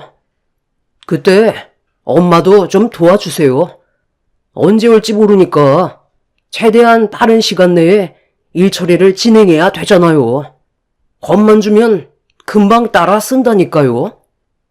그런데 꼬리가 길면 밟힌다고 나중에 며느리가 알게 되기라도 하면 어쩌니? 법적으로 우리가 불리해지는 상황이잖아. 엄마는 솔직히 걸릴까봐 무섭다. 아유, 절대 걸릴 일 없어요. 장모님은 치매고 저희가 가지고 있는 각서랑 녹음한 건 폐기하면 되는 거고 민우 엄마가 퇴사하면서 생활비가 많이 줄었다고 불만을 털어놓으니까 그때부터 생활비를 따로 주셨다고 하면 그 사람이 뭘 어떻게 하겠어요? 이 녹음기랑 각서가 없다면 손 쓸 수 있는 방법은 없다니까요. 혹시 모르니까 이건 차에다 넣어두는 게 좋겠어요. 최대한 뽑아 먹을 수 있을 때까지 빼먹은 다음 나중에 이 집도 명의를 저로 돌려달라고 조정해 보려고요. 남편과 시모의 계획에 엄청난 충격을 받은 저는 온몸에 소름이 돋았고 그 자리에 털썩 주저앉아 버렸어요. 잠깐 다투긴 했었지만 시간이 지나면서 조금씩 관계 회복이 될 거라 믿고 있었는데 그건 제 착각이었을 뿐 시댁 식구들은 오히려 저희 엄마를 이용하고 있었다는 거에 경악을 하고 말았었죠. 시모와 남편이 계단으로 올라간 사이 저는 차에서 숨죽이고 있다가 어느 정도 거리를 두고 엄마 집으로 올라갔어요. 그리고 저는 엄마를 모시고 나온 뒤 은행에 들려 통장 안에 있던 돈들이 얼마나 빠져나갔는지 확인을 해보게 되었죠. 지속적으로 며칠에 한 번씩 빠져나간 돈들을 확인할 수 있었고 오락가락하는 아픈 엄마를 상대로 이런 충격적인 일들을 저질렀다는 게 확인이 되는 순간 저는 그 사람들을 절대 용서할 수가 없었어요. 그렇게 집으로 들어간 저는 기회를 엿보고 있다가 남편과 시댁 식구들이 외출을 한 사이 집에 들어가 남편 차 보조키를 가지고 나왔고 새벽에 주차되어 있던 차 문을 열어 안에 있던 녹음기와 각서를 확보할 수가 있었어요. 집으로 돌아와 녹음기를 틀어 확인을 해보자 남편은 엄마를 무섭게 겁을 주면서 제가 힘들어하고 있다는 말로 상황을 이끌어 나간 뒤 남편이 하라는 대로 녹음을 하게 만들었어요. 저는 남편의 소름 끼치는 녹음된 내용을 들으면서 분노를 참지 못했었죠.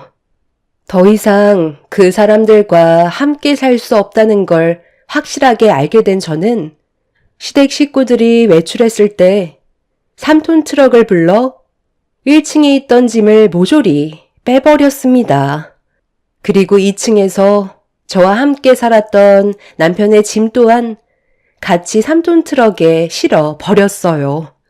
그렇게 잠시 뒤 볼일을 마치고 돌아온 시댁 식구들은 저희 빌라 앞에 이삿짐 센터 트럭이 주차되어 있자 이상하게 쳐다보며 이를 쑤시고 있었어요. 저희 엄마를 이용해 갈취한 돈으로 고기를 먹고 온 듯 보였죠. 이게 무슨 일이냐? 누가 이사라도 오는 건가?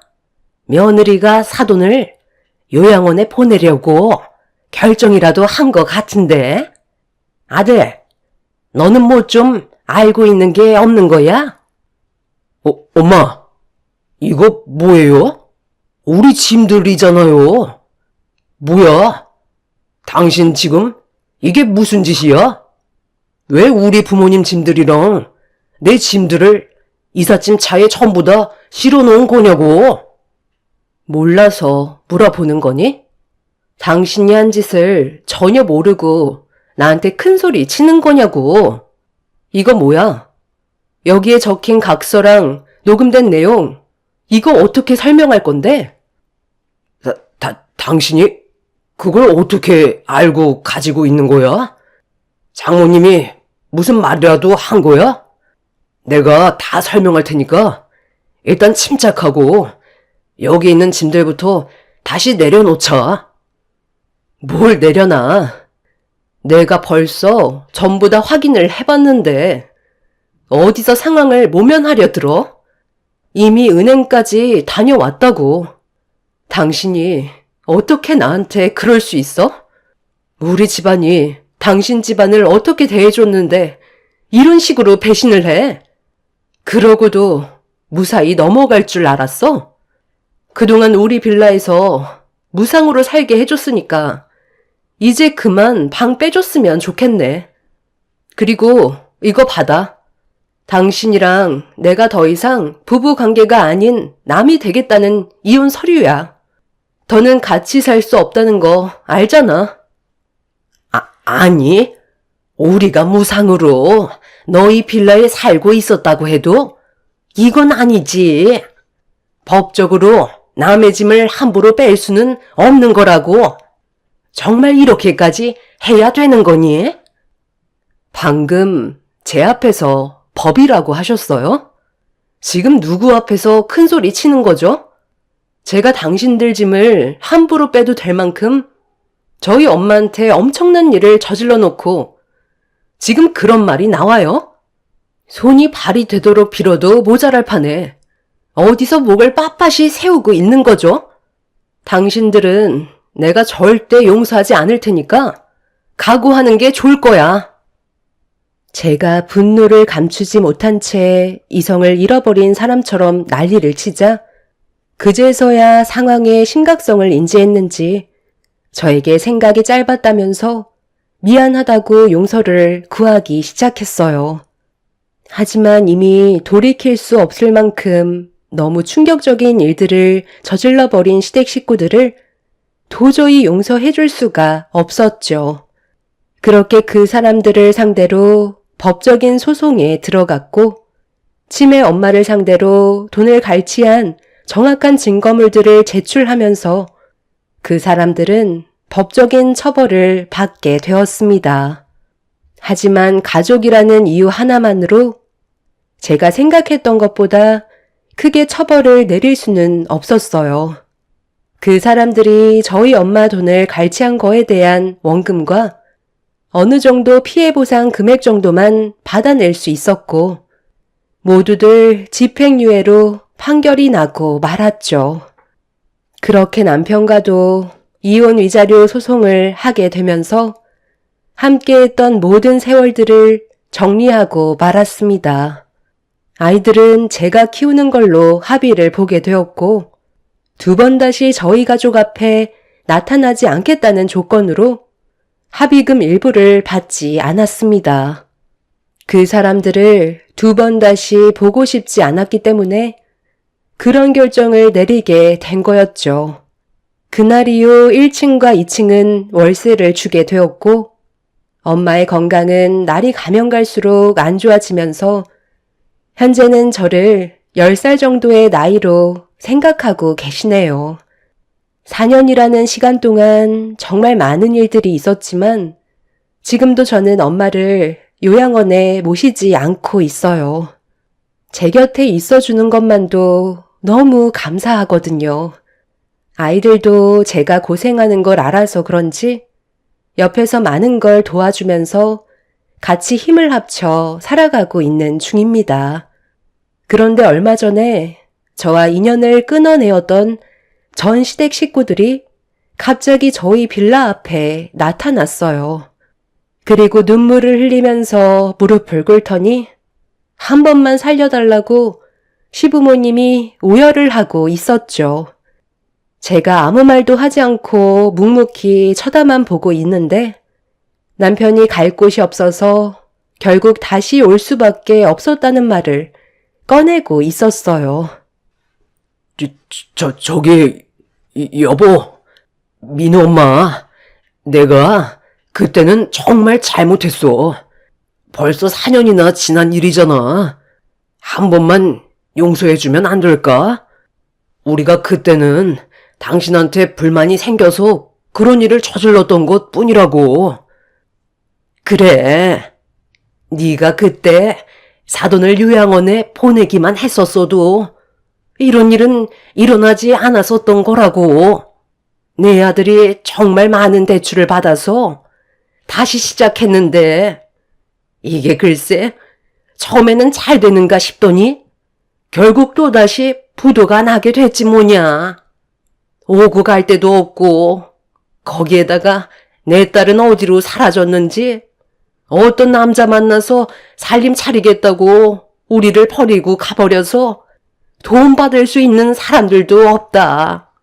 지금 빚에 쫓겨 다니고 있는 상황이라 숨어 지낼 만한 곳을 찾고 있었는데 그때 네가 생각이 나더구나. 우리를 한 번만 걷어주면 안 될까? 너희 시아버지가 잡일이라도 좀 해보려 했다가 허리까지 다쳐서 지금 아주 다들 죽을 맛이다. 시키는 건 전부 다 할 테니까 제발 우리 좀 다시 받아들여주면 안 되겠니? 내 손주들 얼굴도 보고 싶고 그때의 삶이 너무 그리워서 다시 찾아온 거니 제발 내치지는 말렴. 그럼 그때 받지 않겠다던 위자료 다시 가지고 오세요. 그럼 생각 좀 해볼게요. 저희 가족 앞에 다시는 나타나지 않겠다는 조건 잊으셨어요?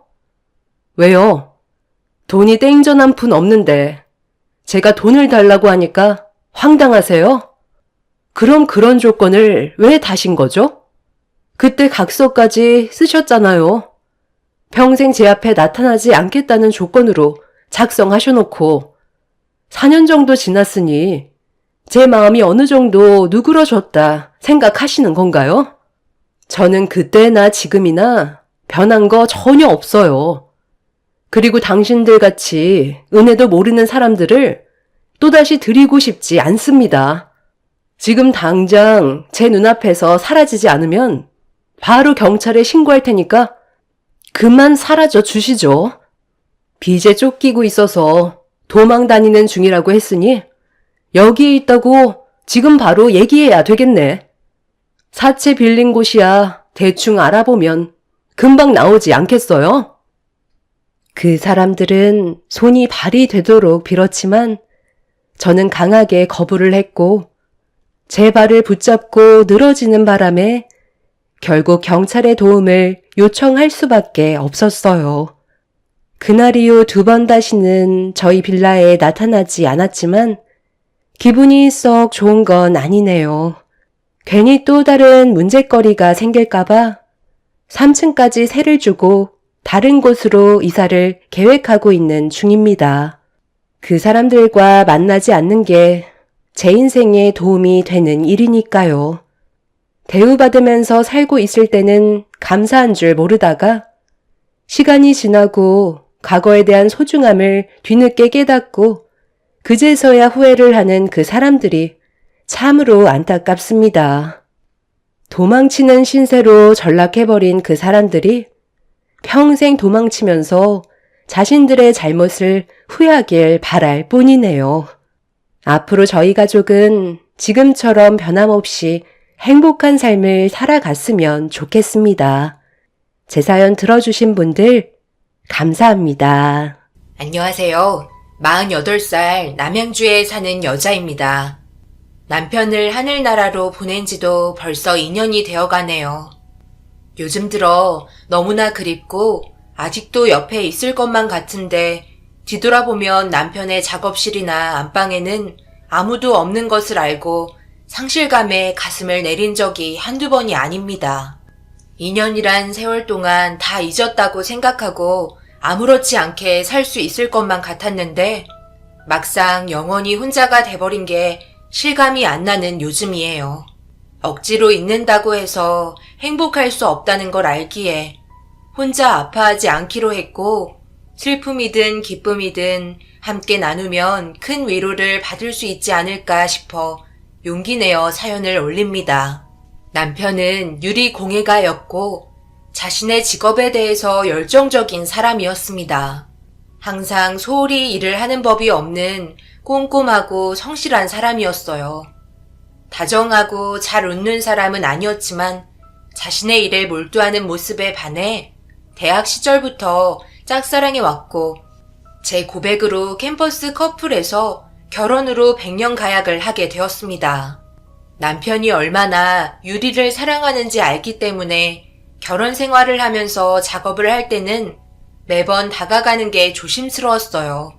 친구들은 부부 같지 않다면서 핀잔을 주기도 했지만 남편의 일을 존경하기 때문에 희생을 감수했죠. 남편이 유리에 푹 빠져 있는 모습이 좋았기 때문에 문제될 게 없었습니다. 남편이 주로 하는 작업은 실생활에서 유리로 만든 생활용품도 많지만 주로 전시를 하거나 고난이도의 작업을 하면서 유리 공예 작품을 선보이는 일을 주로 해왔어요. 그리고 마지막 종점은 유리 공예를 널리 알리고 싶어 했고 학생들을 가리키는 꿈을 목표로 삼고 달려왔습니다. 그런 남편이 너무나 자랑스러웠고 남편에게 힘을 주는 사람은 저뿐만이 아니었어요. 시모도 큰 역할을 해주셨는데 점점 결혼 생활을 하면서 남편을 옥죄어 오는 것 같은 시모의 행동이 늘 못마땅했어요. 그러다 결국 시모의 행동이 도가 지나쳤고 바보같이 당하는 남편을 보고 있자니 너무 답답해서 그만 시모에게 결혼 생활 처음으로 대들고 말았습니다. 어디서 나온 용기였는지 지금 생각해도 제 자신에게 놀라웠어요. 어머니, 정말 해도 너무하신 거 아니에요? 이 사람 작품 끝난 지 일주일도 안 됐어요. 그런데 다음 작업을 하라니요. 잠도 못 자고 매일 뜨거운 불 앞에 서 있는 게 불쌍하지도 않으세요? 참다 이렇게는 못해요. 집에도 못 들어오고 매일 작업실에서 사는 게 사람 사는 거냐고요. 당신은 왜 바보같이 맨날 어머님이 하라는 대로 하는 거야? 나 속 터져 죽는 꼴 보고 싶어서 그래? 당신도 힘든데 아무 말도 안 하고 있으니까 어머니가 모르시는 거잖아. 시애미 앞에서 못하는 말이 없네. 지금 이게 무슨 말버릇이니? 내가 나 잘 되자고 이러는 줄 알아? 물 들어올 때 노저으라고. 작품 잘 팔릴 때 많이 해놓자는데 그게 그렇게 꼴 보기 싫으니? 내 아들이 번 돈으로 잘 먹고 잘 살게 해주겠다는데 뭐가 그렇게 불만이야? 너 그동안 아주 나를 못마땅하게 여겼겠구나. 매일 너네 집에 와서 네 남편 일만 시키니 얼마나 미웠겠니? 아이고 아주 지극정성 났네. 하물며 너도 이렇게 민찬이를 아끼는데 엄마인 난 너보다 해도 더하지 않겠니? 이게 다 민찬이를 위해서 그런 거다.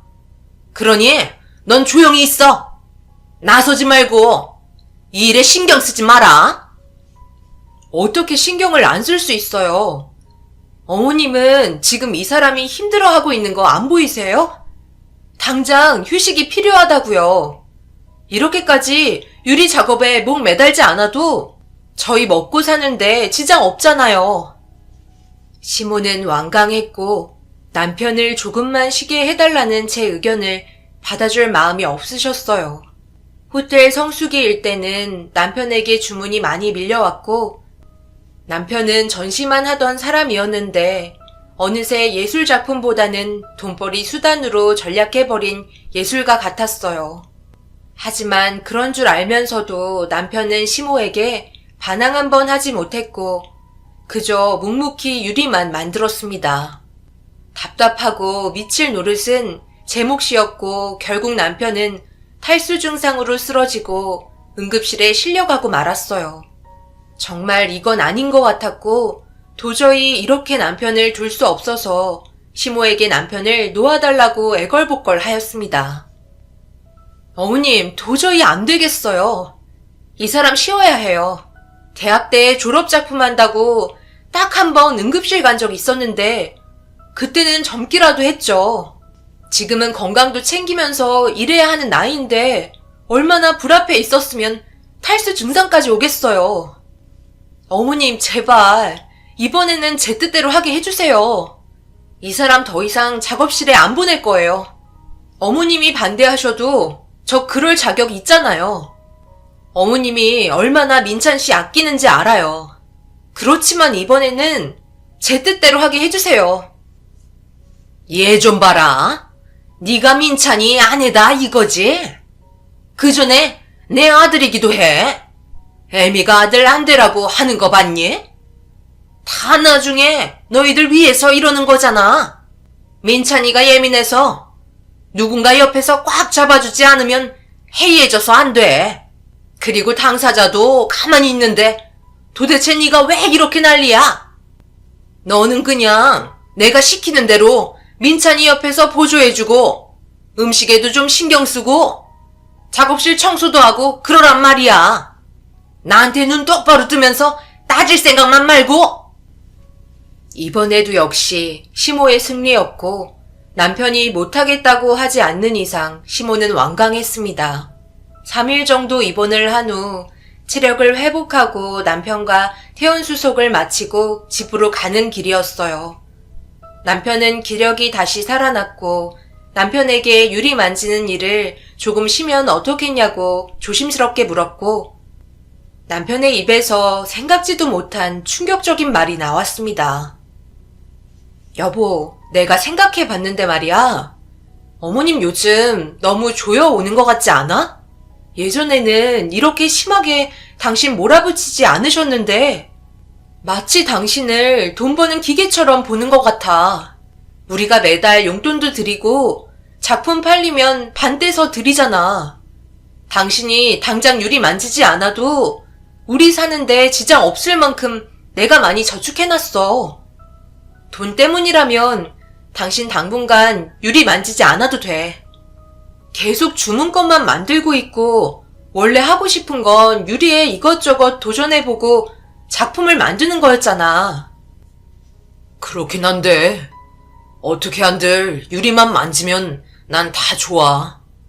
어머니가 절대 악의적인 건 없으신 거 알지? 당신이 조금만 이해해줘. 내 유리를 찾아주는 사람들이 많아서 좋고 비록 쉴 틈은 없는데 찾아줄 때 열심히 하는 것도 맞는 것 같아.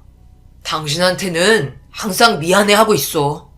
날 묵묵히 바라봐주는 거 다 알고 있고 고마워.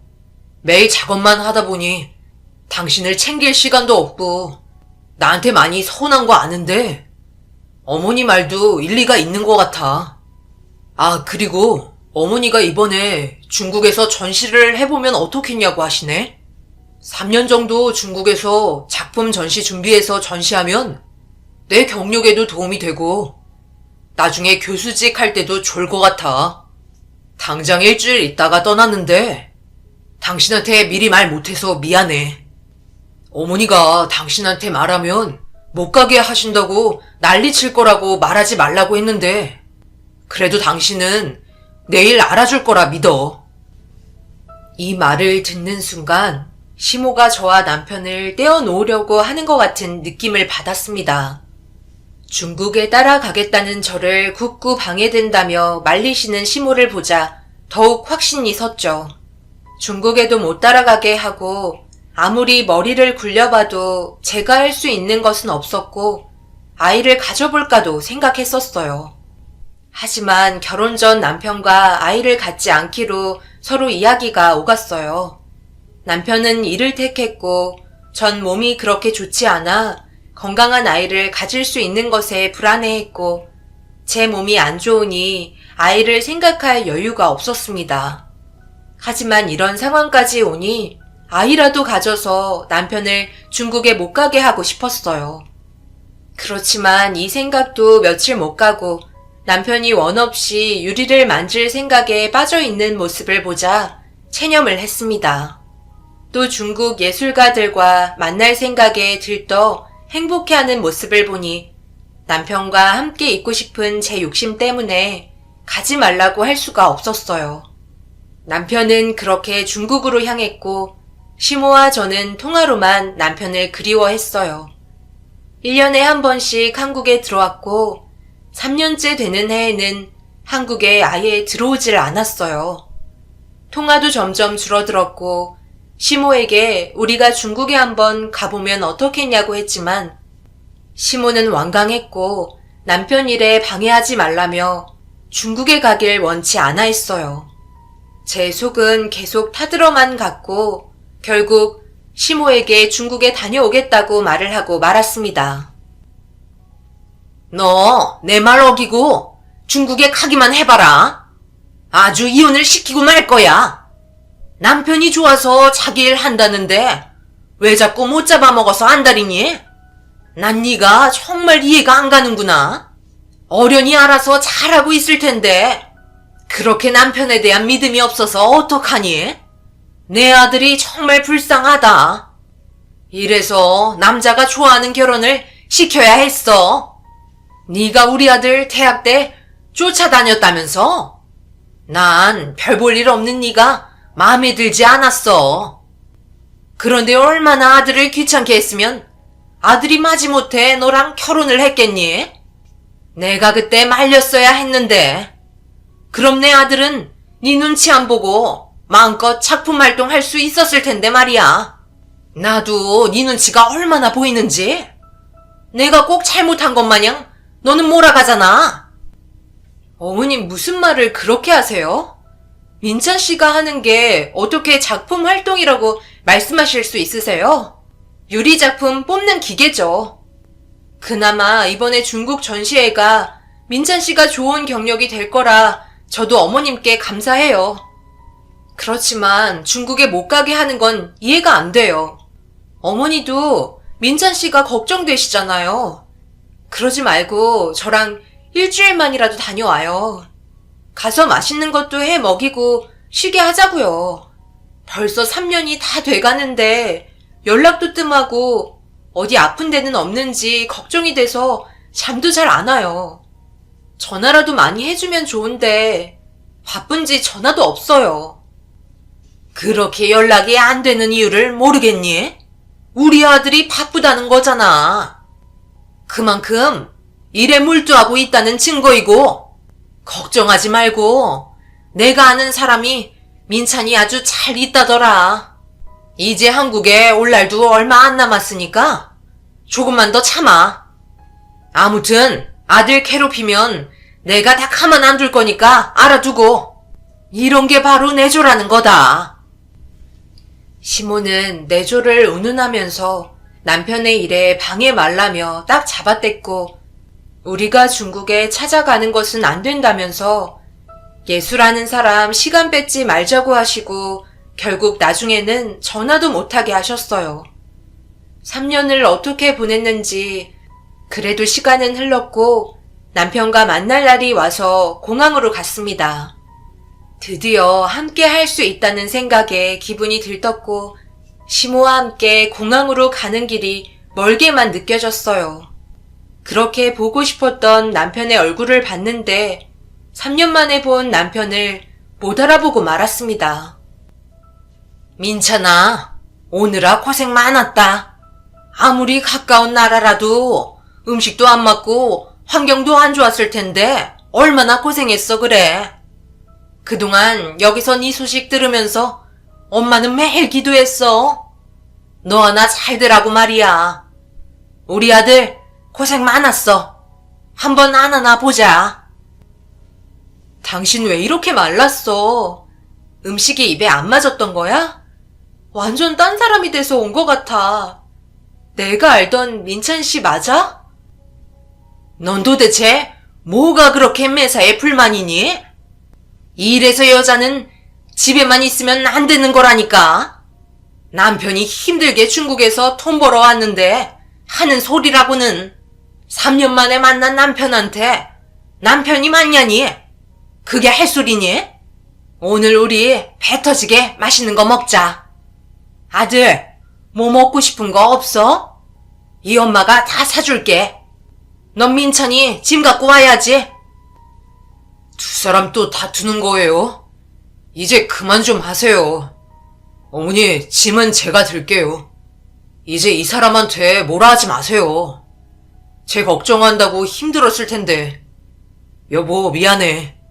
그리고 제가 두 사람 위해서 선물 사왔어요. 마음에 드셨으면 좋겠네요. 남편은 점점 분위기가 안 좋아지는 걸 느꼈는지 저와 시모의 대화를 끊었고 공항을 나왔습니다. 다음날 어김없이 시모는 남편의 스케줄을 들고 오셨고 언제부터 일을 시작할 수 있는지 물었어요. 시모에게 그만하시라는 말이 목구멍까지 차올랐지만 참았습니다. 남편이 좋다는데 저도 언제까지 반대만 할 수 없는 일이고 더 이상 시모와 다투고 싶지 않았어요. 매번 시모와 다투는 모습을 보이니 남편이 중간에서 많이 힘들어 하더라고요.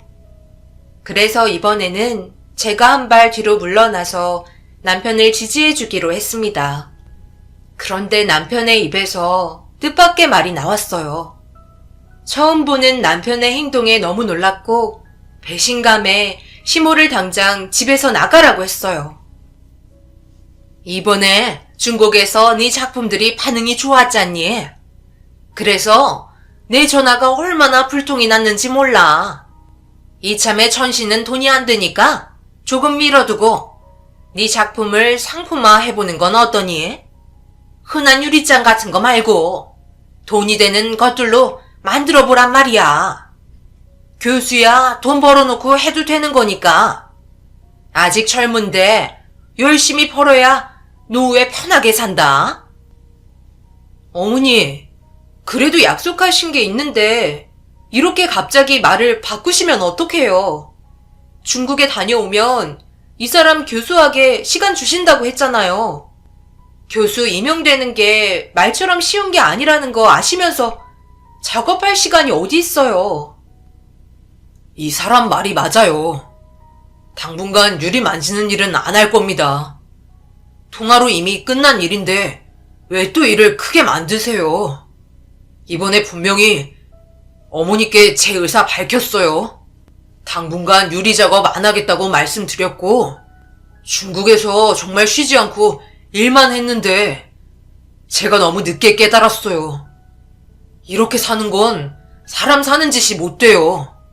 이제 유리 안 만지고 그동안 아내한테 못 해줬던 거 하면서 쉬고 싶어요. 그리고 어머니도 이제 저 그만 바라보시고 어머니 취미라도 만들어 보세요. 항상 저에게만 관심이 가져 있으니 어머니가 좋아하시는 일도 못 하시고 계시잖아요. 용돈 넉넉히 드릴 테니까 친구분들하고 여행도 다니시고요. 이제 작품 파는 일 그만하세요. 이번 일로 어머니한테 솔직히 너무 실망했습니다. 전 더 이상 어머니랑 할 얘기 없어요. 너무 지쳤고 유리가 싫기까지 해요. 몸도 많이 안 좋아져서 더는 못 만든다고요. 너밖에 안 보며 60평생을 살아왔는데 네가 나한테 어떻게 그러니? 작품 파는 걸 그만하라고? 이 엄마 덕에 작품값도 오르고 재주 없는 널 이렇게까지 키워놨는데 어떻게 그런 말을 할 수 있니? 우리 아들 생각에서 나오는 게 아닌 거 알아. 도대체 내 아들한테 어떤 입에 발린 소리를 했길래 민찬이가 하루아침에 사람이 이렇게 달라질 수가 있어? 중국 전시회는 내가 미안하다 했는데 그것 때문에 이렇게 마음이 편한 건 아닐 테고. 너, 내 아들한테 무슨 짓을 한 거야? 약이라도 먹였니? 니들이 나 때문에 호강하면서 사는데 이런 식으로 나오면 안 되지. 무조건 유리는 만져야 한다. 쓰러지는 한이 있어도 무조건 만들어. 이렇게 갑자기 작업을 안 한다고 하면 엄마 입장이 어떻게 되겠어? 네 작품 단골도 많이 생겼고 엄마가 앞으로 큰 계획이 있는데 안 하게 되면 그게 차질이 생기잖니. 아내는 아무것도 몰라요. 그냥 제가 더 이상 유리를 만지고 싶지 않다고요. 엄마 꼭두각 시집도 못하겠고 중국에서 이용만 당하고 온 거잖아요. 전시회는커녕 아내랑 같이 있지 못하게 하려고 보내고 계속 돈만 되는 주문만 받아와서는 일만 시켰잖아요. 중국 예술가요? 가서 공부도 하고 오고 좋을 거라고요? 그 덕에 전 시력도 점점 잃어가고 있어요. 작업 환경은 얼마나 열악한지 그나마 아내와 어머니가 있는 한국에서 작업하는 게 훨씬 좋았어요. 전 유리를 만지면서 행복했고 예술을 하는 사람이었다고요. 그런데 어떻게 이렇게 됐는지. 어머니, 이제 그만하세요. 이렇게 하고 싶은 일 마음껏 하게 해주신 것도 어머니 역할이 크시다는 거 알아요. 그래서 묵묵히 어머니 말 들으면서 해드리는 게 효도하는 거라고 생각하고 한 건데 이런 건 저와 어머니와 아내의 사이만 더 틀어지는 것밖에 안 되고 있어요. 이제는 정말 참을 만큼 참았고 아내 말처럼 다시는 유리 만드는 기계는 안 될 거예요. 지금 내가 잘못 들은 거니? 너, 내 아들 민찬이 맞아? 내가 중국 일은 미안하다잖아. 그 사람들이 널 그렇게 일만 시키는 줄 몰랐어. 네 작품을 최고로 쳐서 팔아준다는 말에 엄마가 속았나 봐. 작업을 아예 손 떼지는 말고 조금 쉬었다 다시 하자. 엄마가 이제 많이 안 받아오고 제일 비싼 것들만 주문 받아올게. 네 재능이 너무 아깝잖니? 어머니, 이 사람을 중국으로 보낸 게 돈 때문이었어요? 정말 너무하시는 거 아니에요? 어머니의 욕심 때문에 결국 이렇게 끝나겠네요. 저보고 절대 중국에 가지 말라더니 이런 거였어요. 정말 해도 너무하세요. 이 사람 그렇게 힘들어한다고 제가 말했잖아요. 결국 이런 상황까지 오게 만들어야 속이 시원하시나 봐요. 죄송하지만 당분간은 저희들 힘으로 살아볼 테니 어머님은 신경 쓰지 않으셔도 돼요. 더 이상 집에 오시지 않아도 될 것 같아요. 밤도 늦었으니 이제 그만 나가주세요. 남편은 정말 유리에 더 이상 손을 안 댔고 저와 많은 시간을 함께 했습니다. 하지만 그렇게 좋아하는 유리에 눈길 한 번도 안 주는 남편이 불안했어요. 사람이 갑자기 변하면 이상하다는데 남편이 딱 그런 느낌이었습니다. 가끔 시모가 찾아와 남편을 설득해봐도 오히려 시모에게 불같이 화를 내며 유리에 대해서 말을 꺼내지 못하게 했고 살면서 어머니 말씀을 단 한 번도 어긴 적이 없던 남편이었기에 이번 일은 저나 어머님에게 큰 충격으로 다가왔어요. 어머님은 매일 전전긍긍 되셨지만 솔직히 불안하면서도 지금이 너무나 좋았습니다. 남편은 새로운 취미로 낚시를 시작했고 유리를 만져서 안 좋아졌던 몸을 돌보기로 했고 함께 운동을 다니며 많은 대화를 하면서 지냈어요. 남편과 함께하는 시간이 즐거웠고 시간이 많아지면서 여유가 생기니 남편이 아이를 원하게 됐어요. 서로 늦은 나이인 걸 알고 몸 상태도 좋지 않아서 걱정이 많이 됐습니다. 그래도 남편이 용기를 주는 바람에 함께 병원을 다녀보자는 말을 했어요. 그렇게 아이 계획을 하고 있는데 남편에게 유리를 만질 일이 뜸해질 즈음 지방에서 대학 선배 전화가 걸려왔어요. 선배는 남편에게 지방 행사에 기증해 줄 수 있는 유리 작품을 요청했고 남편은 흔쾌히 선배가 하는 행사에 자신의 작품을 기증했습니다. 그리고 하루만 내려와서 유리공예 체험에 함께 해줄 수 있겠냐는 부탁을 했고, 남편은 조금 망설이긴 했지만 유리공예를 대중화시키려는 선배의 뜻을 알기에 내려가겠다고 했어요. 3일 정도 지방에 내려가 있기 위해 짐을 싸고 남편 혼자만 내려갔습니다. 남편은 짐을 싸는 동안 오랜만에 만지게 될 유리 작업 때문에 흥분한 듯 보였어요.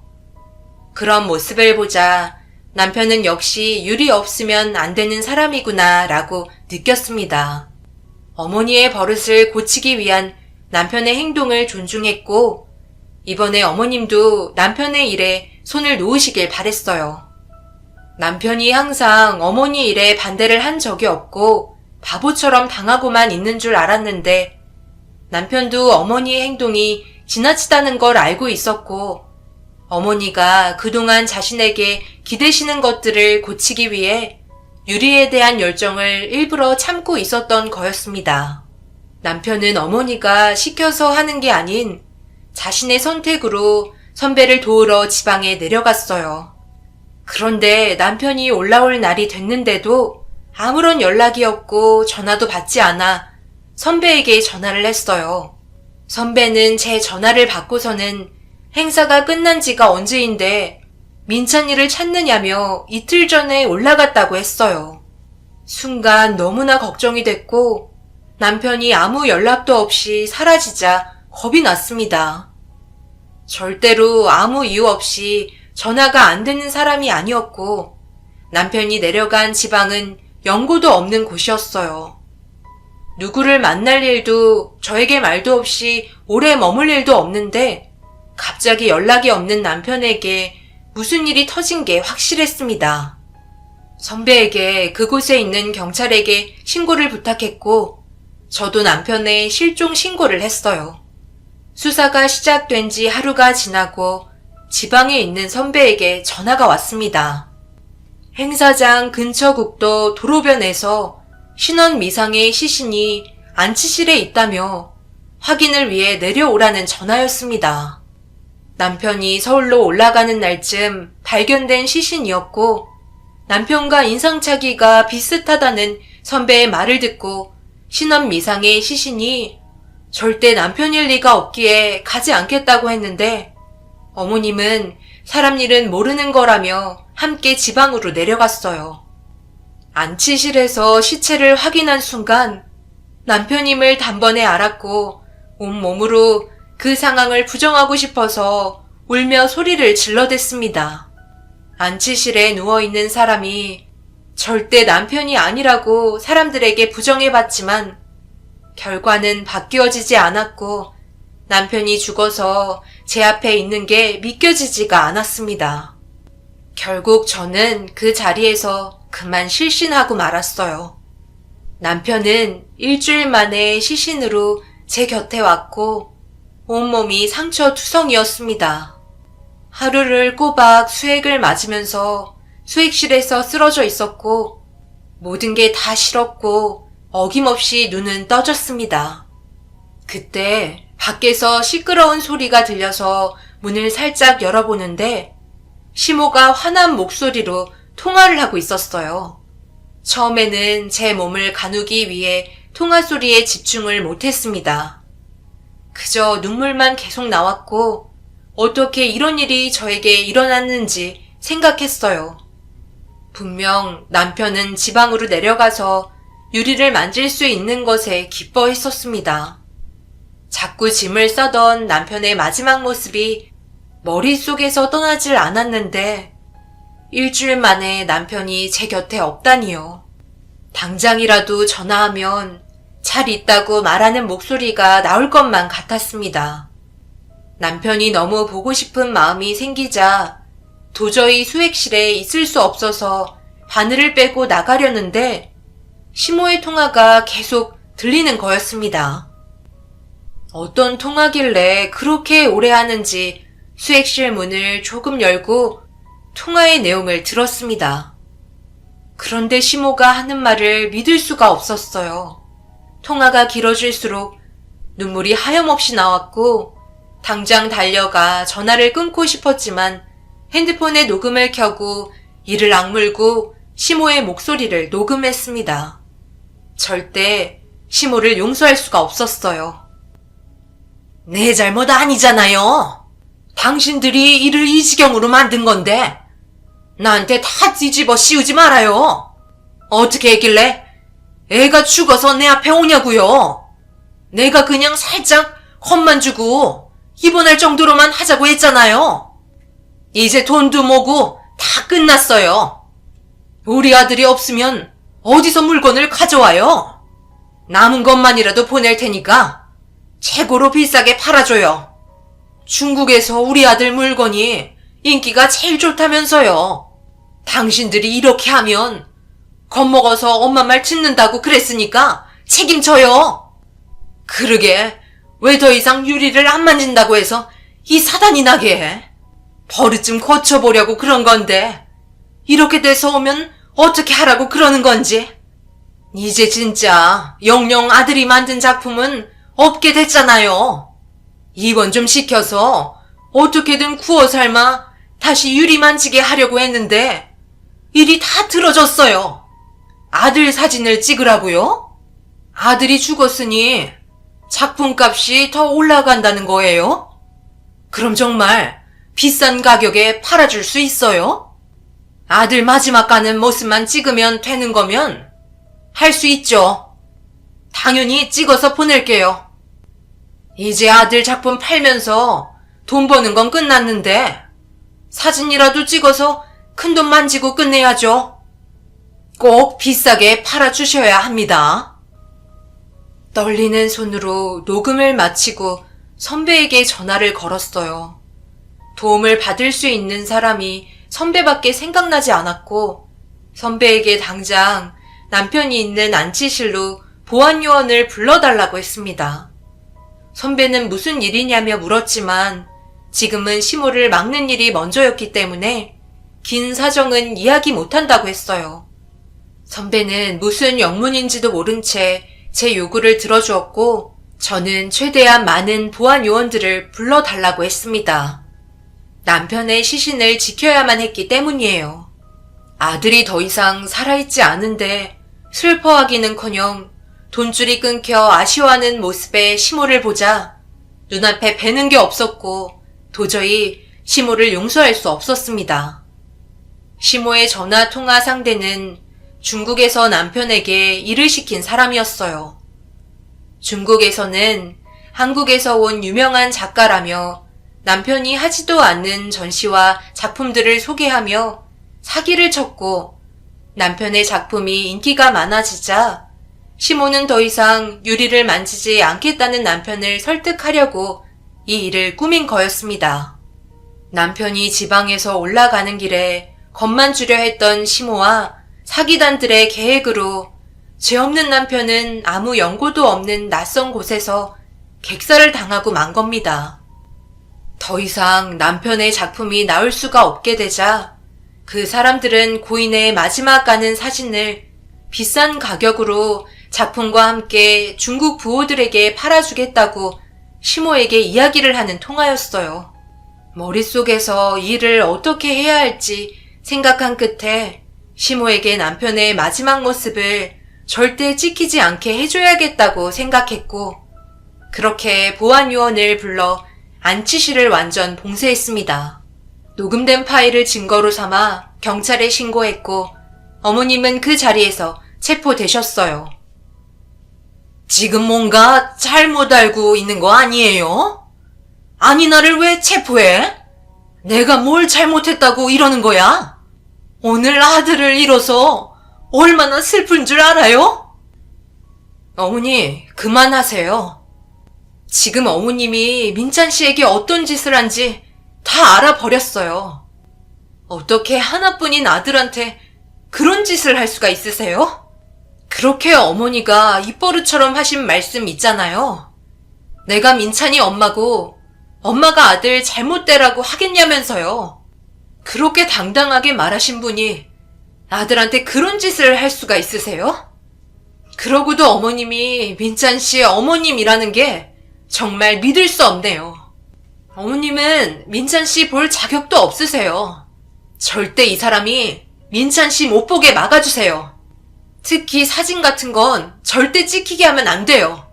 마지막 가는 아들 사진으로 돈을 벌겠다는 게 말이 돼요? 그걸 네가 어떻게 알아? 그래, 내가 순간의 실수로 일이 이렇게 됐다고 쳐.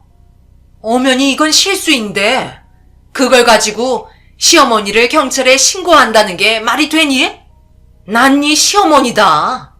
널 딸같이 생각하면서 민찬이랑 둘이 잘 살게 하려고 했는데 이 상황을 만들어? 적어도 나한테 확인은 해봐야지. 뭘 믿고 네가 날 신고했는지 모르겠다. 수핵실에서 다 들었어요. 어머니가 누구와 통화한지 다 알았다고요. 절대 용서할 수 없으니까 법대로 하세요. 민찬 씨가 어머님 아들이라는 게 정말 불쌍하고 자신의 어머니가 이런 짓을 한 걸 알면 민찬 씨가 하늘에서 울 거예요. 시모는 끝까지 실수였고 공모한 사실을 부인했지만 녹음 파일을 틀어주자 일정 부분 인정한다며 자백을 했습니다. 남편은 생전에 자유롭게 여행을 다니고 싶어 했고 그래서 마지막 가는 길을 바다 장례로 치러줬어요. 비록 살아서 자유롭지 못한 남편이었지만 죽어서는 어디든 마음 편히 다니게 해주고 싶었고 하고 싶은 일을 하며 자유롭게 돌아다니길 바랬어요. 시모의 죗값은 징역 8년이 나왔고 남편이 시모에게 당한 것에 비하면 터무니없는 죗값이어서 현재 항소 준비 중에 있습니다. 시모는 나이가 많고 기력이 세해지고 있다는 이유로 말도 안 되는 핑계거리들을 들어놓았고 반성을 많이 하고 있다며 호소했고 그 모습을 보고 있자니 정말 말이 나오지 않았어요. 아들이 죽었는데 이렇게 뻔뻔할 수가 있을지 놀라웠습니다. 몸이 안 좋다는 시모의 말을 듣고 있자니 세상이 다 원망스럽더라고요. 그런데 그렇게 원망하고 미워하면 뭐합니까? 남편은 이 세상에 없는데요. 죄를 뉘우치고 있다고 말한들 하늘로 간 남편이 살아 돌아오지 않는 건 엄연한 사실이기 때문에 이 상황을 부정할 수가 없습니다. 시모는 저에게 선처를 부탁하지만 전 남편의 어머니라도 용서할 수가 없을 것 같아요. 하지만 가끔씩 이런 생각도 들 때가 있습니다. 남편이라면 어떻게 했을까? 그래도 자신의 어머니인데 제가 이렇게까지 죗값을 물게 하는 게 맞는 건지 혹시나 하늘에서 남편이 슬퍼하고 있는 건 아닌지 매일 후회와 갈등 속에 살고 있습니다.